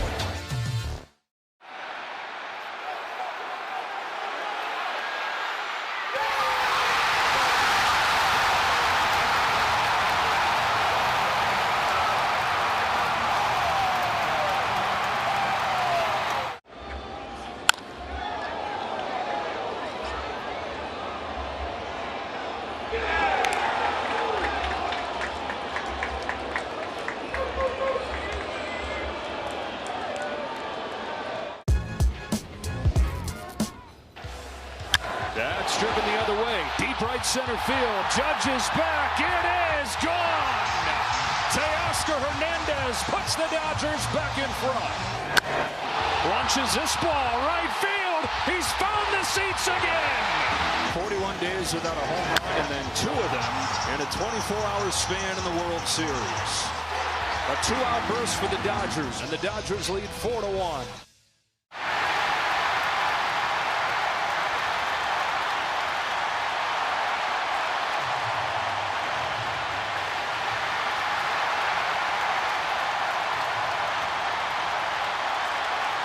Question. It's going to sound facetious because he's thrown 56 straight changeup. If you're Gavin Lux, what is your approach? Well, the problem the hitters have, a guy that throws a lot of changeups, you don't want to be the one guy that gets jammed on a fastball. And it's a survival. It's a survival instinct sometimes at home plate. So a guy that throws a lot of changeups, you have to make sure, see the ball first, stay back on the ball, and don't try and pull it. If you try and pull it, you're going to be way out in front. Lux has reached twice tonight, a walk and a hit by pitch. Also has a stolen base and a strikeout. First pitch, changeup. Got a check swing, but it was called a strike at the knees anyway. Yep. So that's 57 in a row. Kahnle steers in. We got time down the right field line. Something found its way onto the field. Be a brief delay. Now complete. Umpires back in their places. 1 out, nobody on in the top of the 8th. 4-0 Dodgers here in Game 3. Kahnle's 0-1. The changeup bounced to the right side, just foul. Nearly hit right on top of the first base bag. It was fielded by Rizzo, but I was actually a little amused, Stephen, when Kahnle came in to warm up. Amused from his standpoint that he signaled for that he was going to throw a breaking ball. Just you talk about for show. 58 consecutive changeups.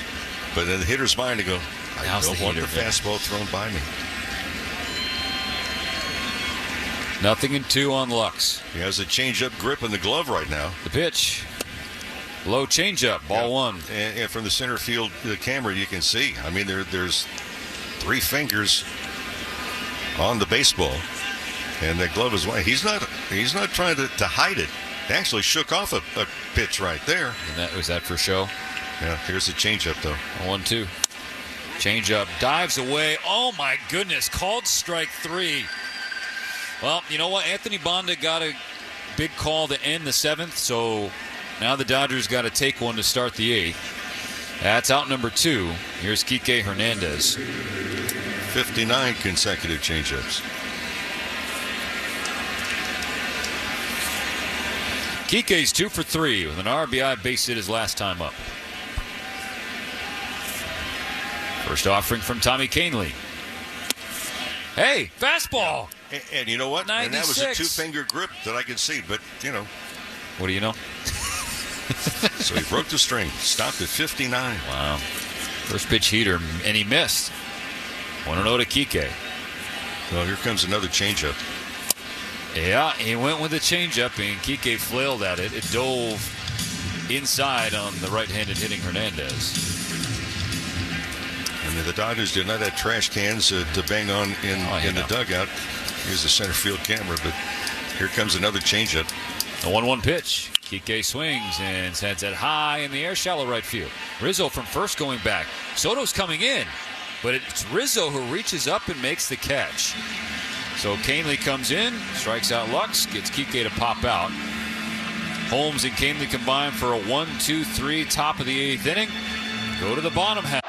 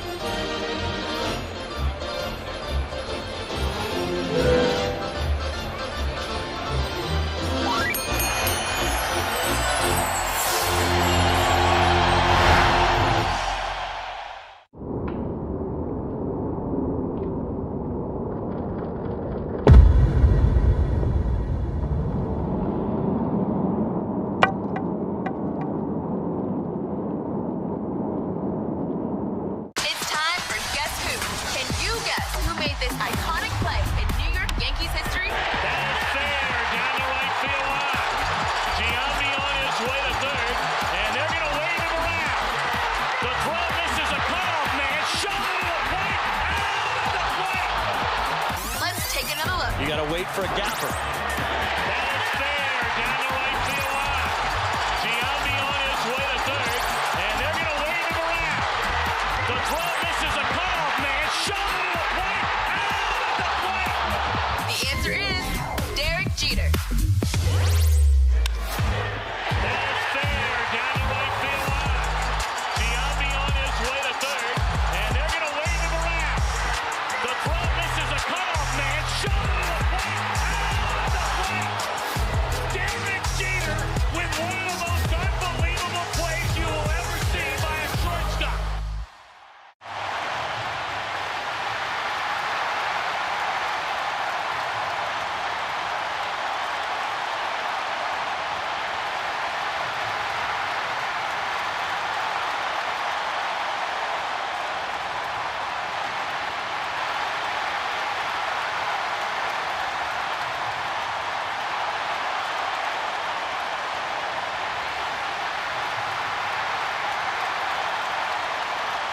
And Brazier, one change defensively. Chris Taylor now in left field. Teoscar Hernandez out of the game.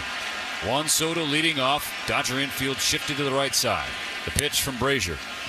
Fastball up and away at 95, ball 1. Soto is 0 for 2. He walked his last time up. Batting .333 in the postseason. 4 homers, 9 RBIs. Brazier's pitch. Soto checks up on a slider downstairs, 2-0. Dodgers lose the appeal. Down with the third base umpire. Well, really, in this series so far, it has been all Juan Soto and Giancarlo Stanton for New York. And that's who Brazier's going to have to contend with. There's a strike, a fastball at 96 on the outer third.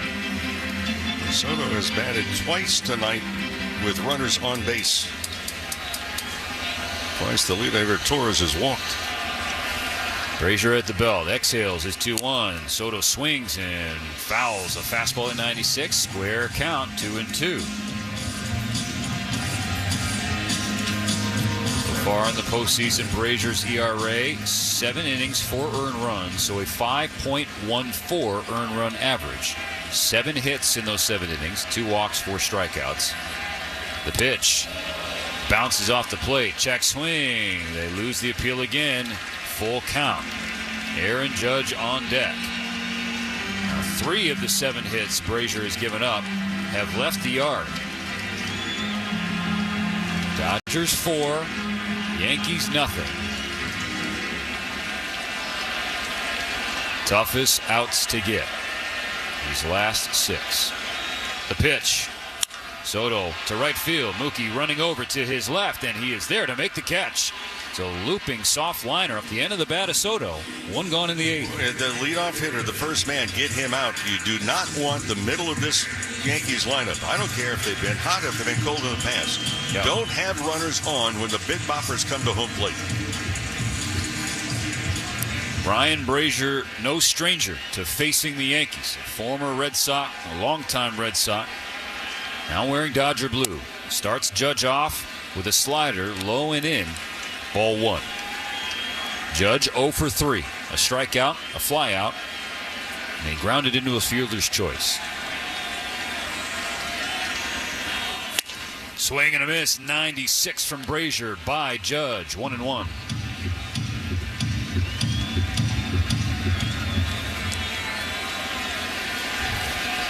Bases empty, 1 gone. The 1-1 pitch. Another swing and a miss. This time it's a slider that just fell beneath the bottom of the zone. 1-2, and now the Boo Birds are out in the Bronx for their captain. So much for the patience.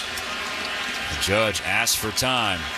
Some Yankee fans are trying to combat those boos, standing and clapping.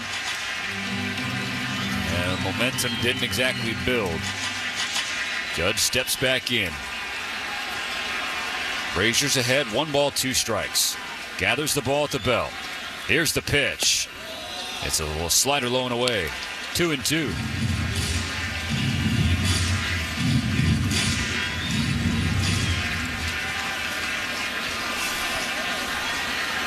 Brazier offers. Judge does not swing. Good slider, just missed. Full count.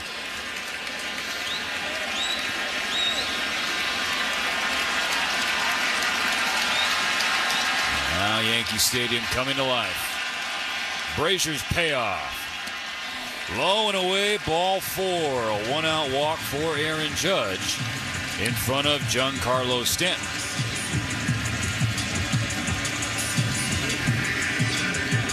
Well, that's a head scratcher. The other guy's not hitting the ball at all, and you walk. Judge 3 for 8 lifetime against Brazier with a home run, and now a walk. I mean, that's the guy you got to challenge him to hit the ball. Challenges Giancarlo Stanton with a fastball at 96. Up and in, got a swing and a miss, strike 1. Dodgers 4, Yankees nothing. 1 on, 1 out for New York in the bottom of the 8th.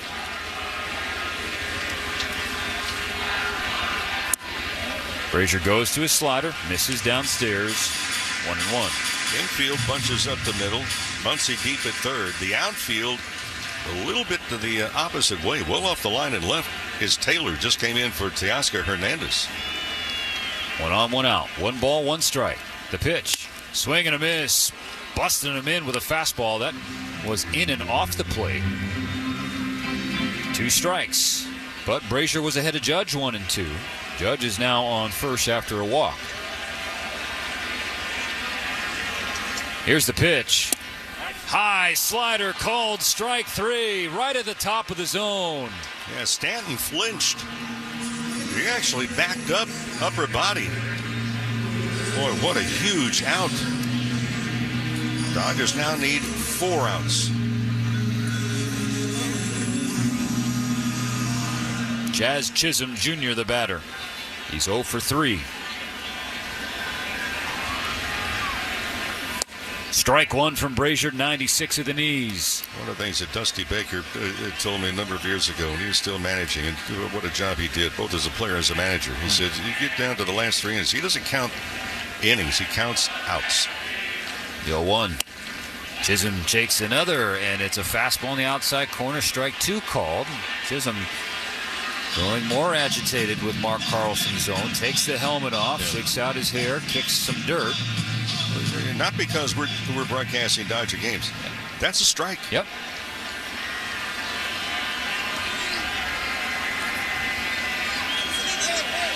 Oh, now Chisholm Jr. and Carlson talking, and Chisholm had like palms to the sky. I don't know what he didn't like from Carlson there. Well, home plate umpires letting him go. Time was called by Carlson, and so now we'll dance. 2 out and a runner on, 4-0 Dodgers. 0-2 the count on the Yankee third baseman. Brazier wipes his brow with his right arm. Now has the ball in that hand. His pitch is a slider, low, ball 1. See the train traveling by that window in right field. Ahead of this 1-2 offering from Brazier.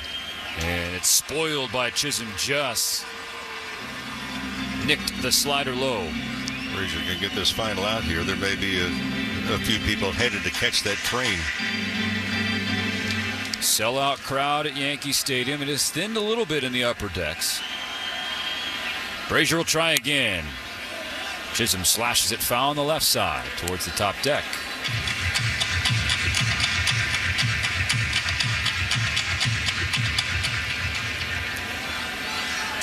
Chisholm bangs the plate one time, wiggles his back left foot into place. Judge on first, the pitch. Swing and a miss, got him with a high heater. And now Brazier barking coming off the front of the mound, fired up as he keeps the Yankees off the scoreboard in the 8th. 4-0 Dodgers, Game 3 on its way to the 9th inning. AM 570. LA's best sports talk. I was glad to see Luis wanted to hit. Yeah, I can't see him sitting out. Is this going to get in there? Get in there! It will. Same where the other went the other night. 2 of them. He had a double and a triple on that same spot the other night. And he's got himself a double here to lead it off. And look at his teammates. I think his teammates know as well. They want that ball. Get that ball back in. It's worth another look. Change up and away to the pull side.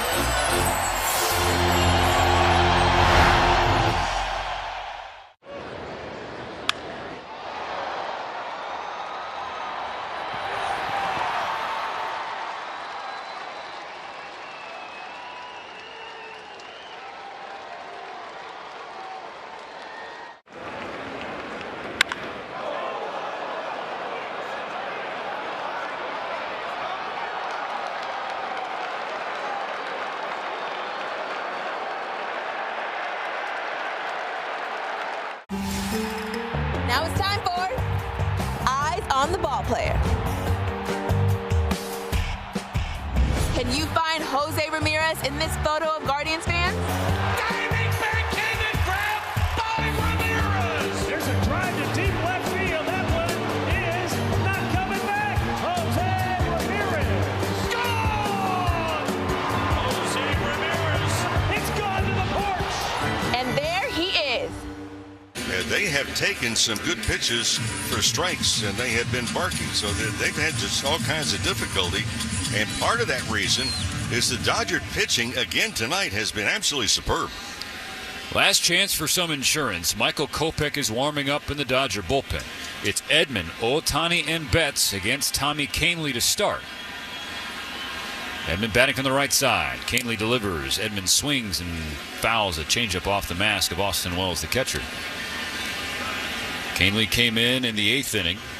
Got the last 2 outs. So now Edman. Looks like the multi-hit streak is going to come to an end. He's 0 for 2 with a walk and a run.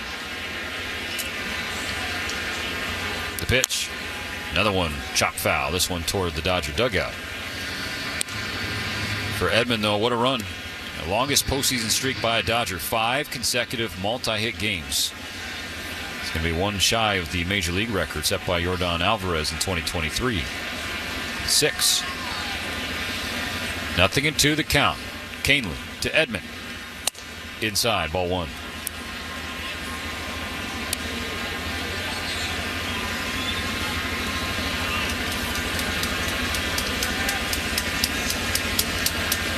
Kahnle punched over at the waist, leans in, has the pitch, ball in glove. It is 1-2. Edman tomahawks to the left side. Chisholm over to his left, has in the glove, gets it out and throws it over to Rizzo for the first out.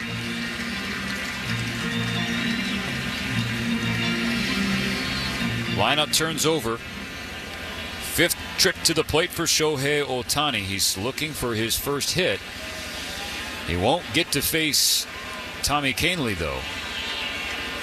Another pitching change for Aaron Boone. Bases empty, 1 gone, top of the 9th inning, 4-0 LA. We'll be right back after this.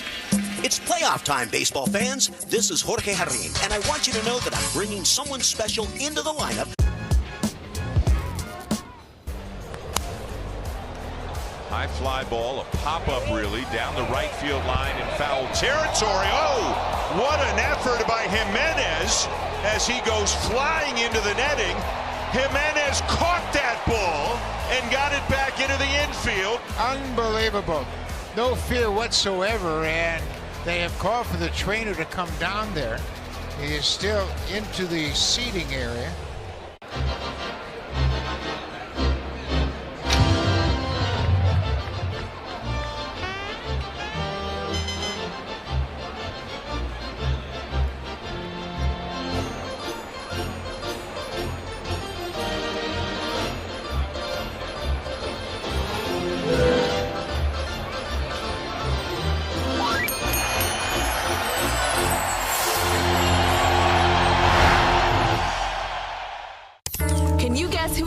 In this iconic moment in Miami Marlins history. And I think the Giants fans, with the score the way it is, are rooting for the no-hitter. It's a no-no. Being mobbed. Let's take another look. And I think the Giants fans, with the score the way it is, are rooting for the no-hitter.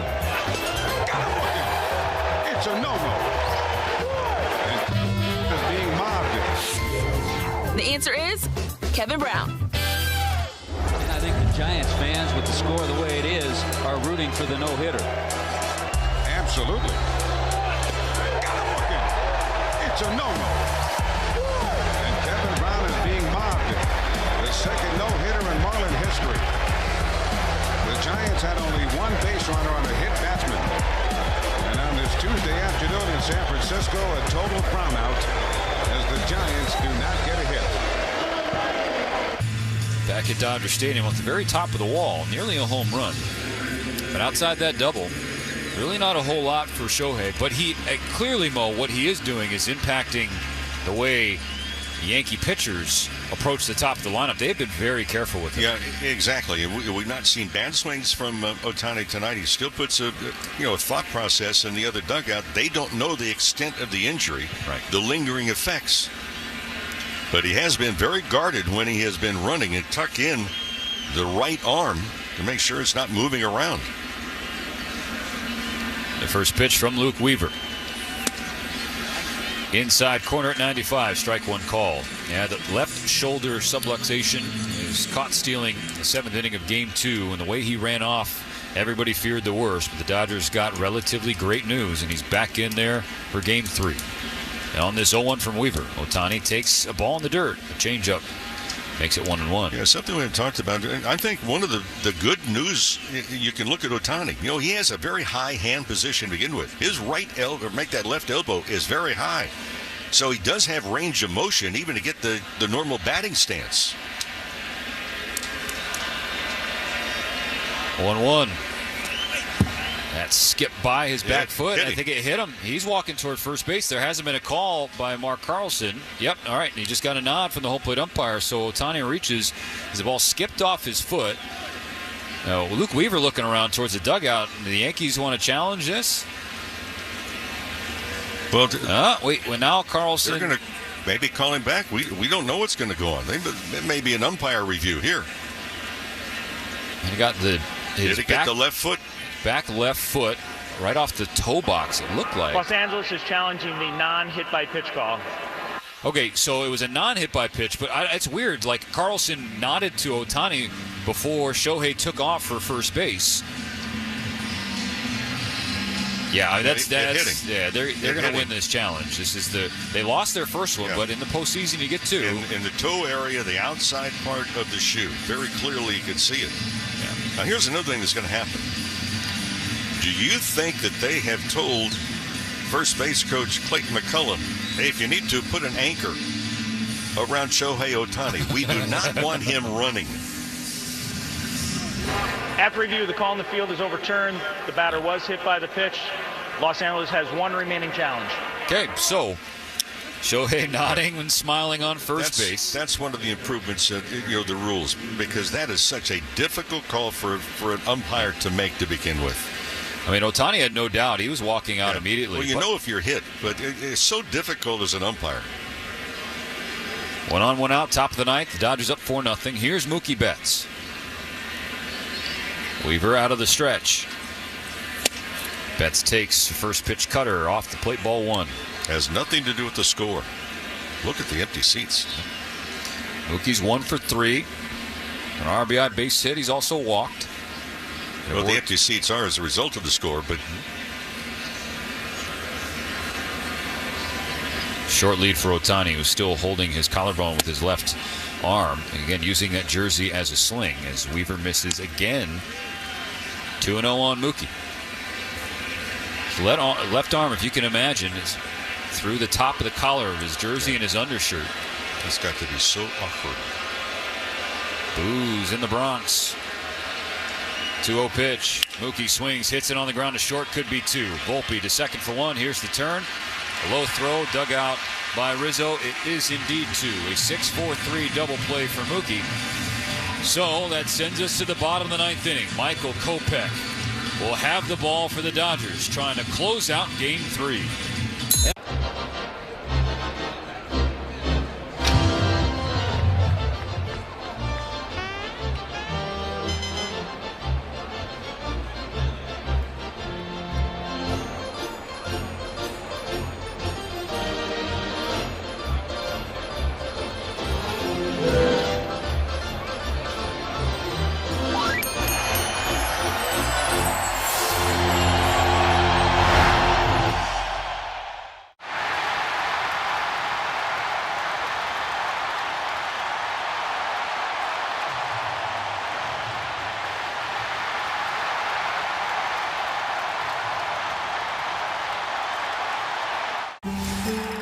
Now it's time for Eyes on the Ball Player.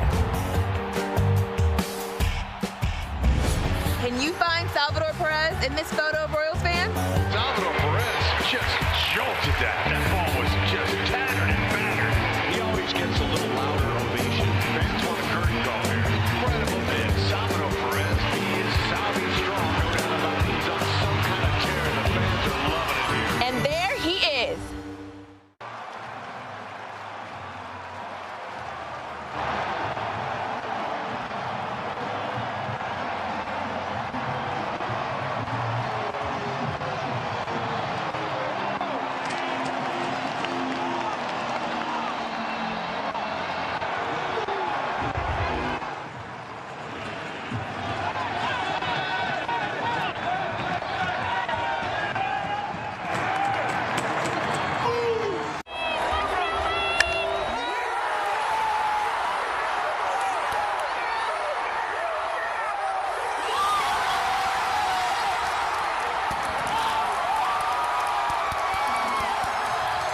Kopech warming up on the mound to face 6, 7, and 8 of the Yankee lineup.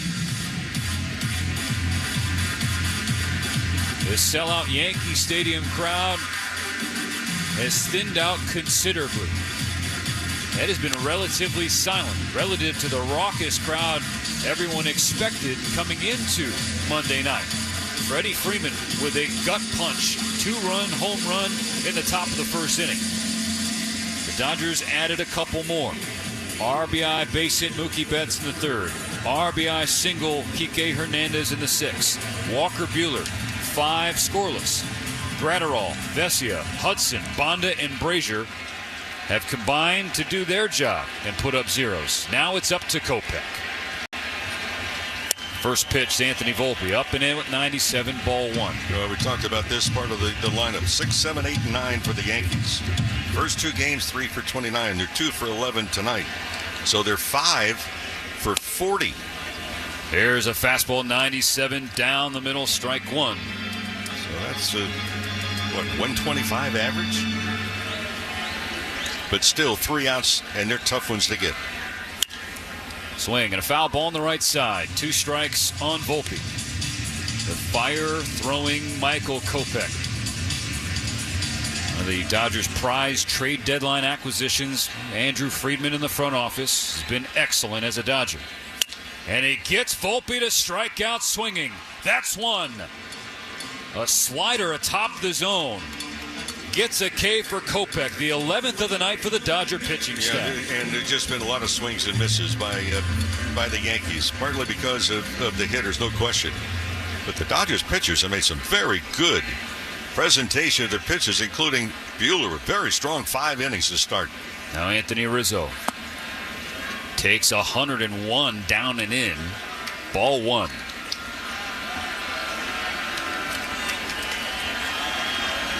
Rizzo is 1 for 3 with a base hit. Kopech deals and misses upstairs of the fastball at 98. Rizzo in the 7th spot tonight. He started the first 2 games of the series batting 6th. Kopech's ready. Yanked 100 down and in, 3-0 to Rizzo.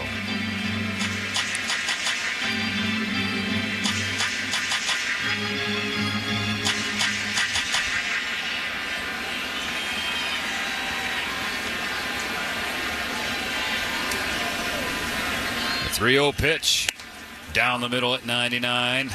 Kopech on the board. Kopech not wasting any time. Steps into his windup and delivers. Just missed the inside corner with a fastball. So that's a 1-out walk for Anthony Rizzo, bringing Austin Wells to the plate.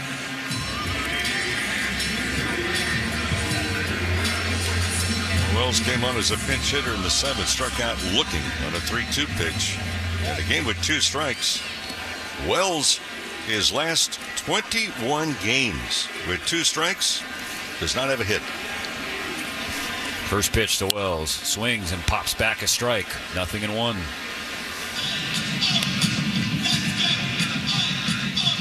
A great time for a double play in this thing. Wells 0 for 1 pinch hitting in the 7th. Struck out looking. Checks up on a cutter low. 1 ball, 1 strike. Alex Verdugo on deck. Gleyber Torres, the leadoff batter, in the hole. Dodgers 4, Yankees nothing. 2 more outs to finish game 3. The 1-1 pitch. Swing and a miss. High fastball pops the glove of Smith. And gets Kopech in front of Wells. Those who have stayed watching with frustration, anxiety, many wearing rally caps, not giving up hope.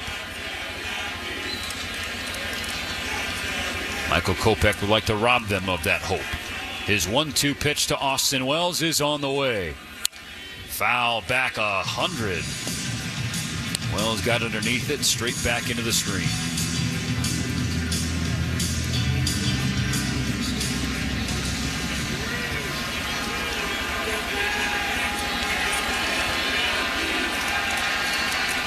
So Kopech will try again.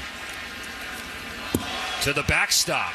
That allows Rizzo to go to second as it bounces up the third base line. And then a couple times from Kopech, just yanking a fastball down and in to a left-handed hitter. Wild pitch, putting Rizzo in scoring position. Blake Trinan is up in the Dodger bullpen. Goes without saying, the Dodgers would like to avoid that. Kopech's 15th pitch of the inning. A 2-2 to the Yankee catcher. Popped him up. Right side. Foul ground. Playable for Freddy Freeman. He's on the warning track in front of the Yankee dugout, and he squeezes out number 2. That sends hundreds more scurrying to the aisles and the exits.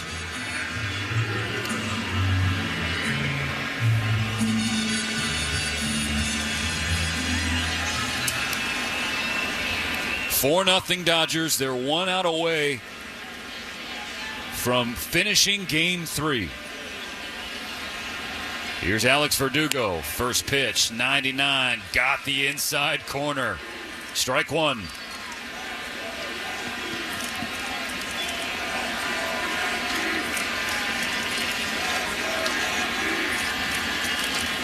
The pitch. Swing and a miss, 0-2. 101 from Kopech.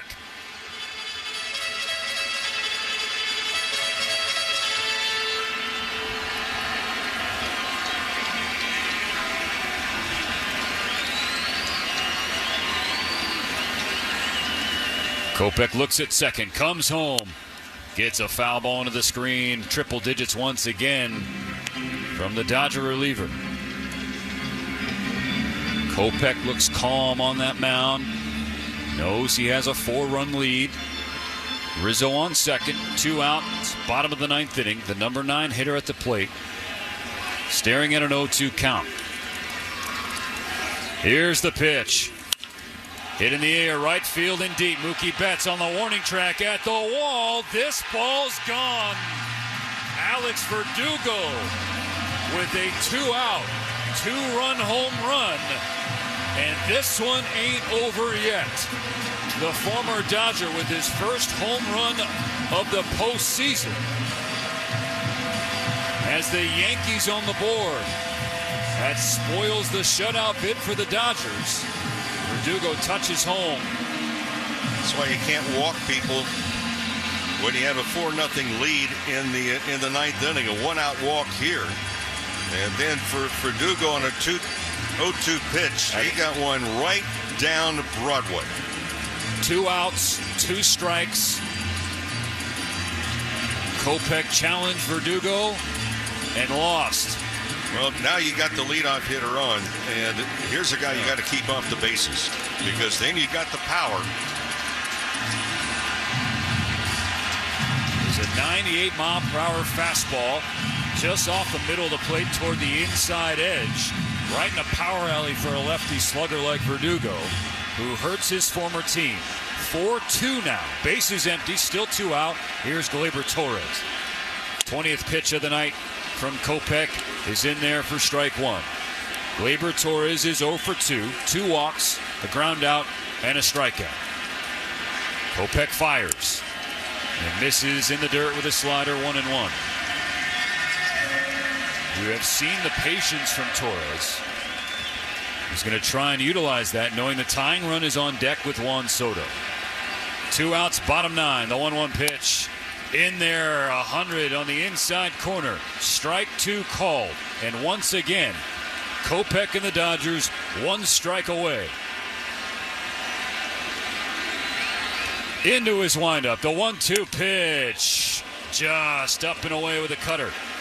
Square count. 2-2.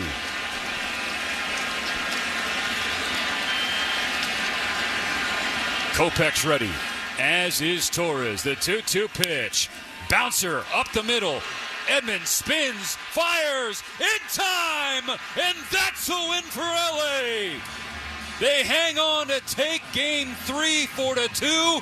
They lead this World Series 3-0. They pour out of the dugout. Victory formation in the middle of the diamond in the Bronx. Yankee fans heading home sad once again. Well, Walker Buehler just really set the tone, and it's because, first of all, he had a cushion before he even took the mound. A leadoff walk in the very first inning. We did not have any idea on the type of swings that Shohei Ohtani might even be able to present tonight. Well, he was the leadoff hitter. He walked on 4 pitches. That itself was kind of crazy. You figure the Yankees, hey, we're going to challenge him, find out how that shoulder feels. Well, he walked. Betts flying out to left field, and then Freddy Freeman on an 0-1 pitch got a curveball for a 2-run home run, and Buehler took the mound already with a lead, not to be outdone. Dodgers come up with a couple of more runs, and also a big defensive play by Teoscar Hernandez in that 4th inning after the solid single with a man on base, and that was Stanton at second base. Volpe hit a 2-hop line drive to Teoscar Hernandez, who during the regular seasons the last 2 years has thrown out 17 runners. Well, now make it 18 as he nailed Giancarlo Stanton on a good throw and a terrific tag by Will Smith. And then the bullpen took over and really presented a lot of swings and misses by this Yankee ball club. 4 runs, 5 hits, no errors, 7 left on base for the Dodgers. 2 runs, 5 hits, 1 error, 8 left on by the Yankees. Mo, that stranglehold 3-0 series lead, which has proved to be nearly 100% accurate in the history of the postseason. The Dodgers have that all time. Best of 7, 3-0. Teams with that lead are 39-1. The lone team to come back did it against the Yankees, the 0-4 Red Sox. The Dodgers want to avoid that fate, to be sure. It's nice if you match it up to history, but do not take it easily because you never know. Is tomorrow the game that finally the bats come alive with the Yankees in particular? Not only the middle of the lineup. You know, Aaron Judge had another long night, if you will. He drew a walk. That drew applause. He was 0 for 3 other than that. The bottom part of the lineup for both teams have not really presented a whole lot. But the Dodgers got big outs, in particular with some big strikeouts when they really needed it. And to say a bullpen game tomorrow, well, all the Dodgers did, they used 1, 2, 3, 4, 5, 6 different relievers. Who's going to start tomorrow? Whoever it is. It'll be a lot of them. Whoever it is will just be the first of many, with the Dodgers 1 win away from a World Series championship. Walker Buehler, big game Buehler, Butane, whatever nickname you want to throw on him, when it matters the most, he wants the ball. He took the ball and he shoved on the road in New York, getting the Dodgers out to a great start en route to a 4-2 Game 3 victory. So that's going to do it for us. Join us tomorrow, won't you? Relatively big game.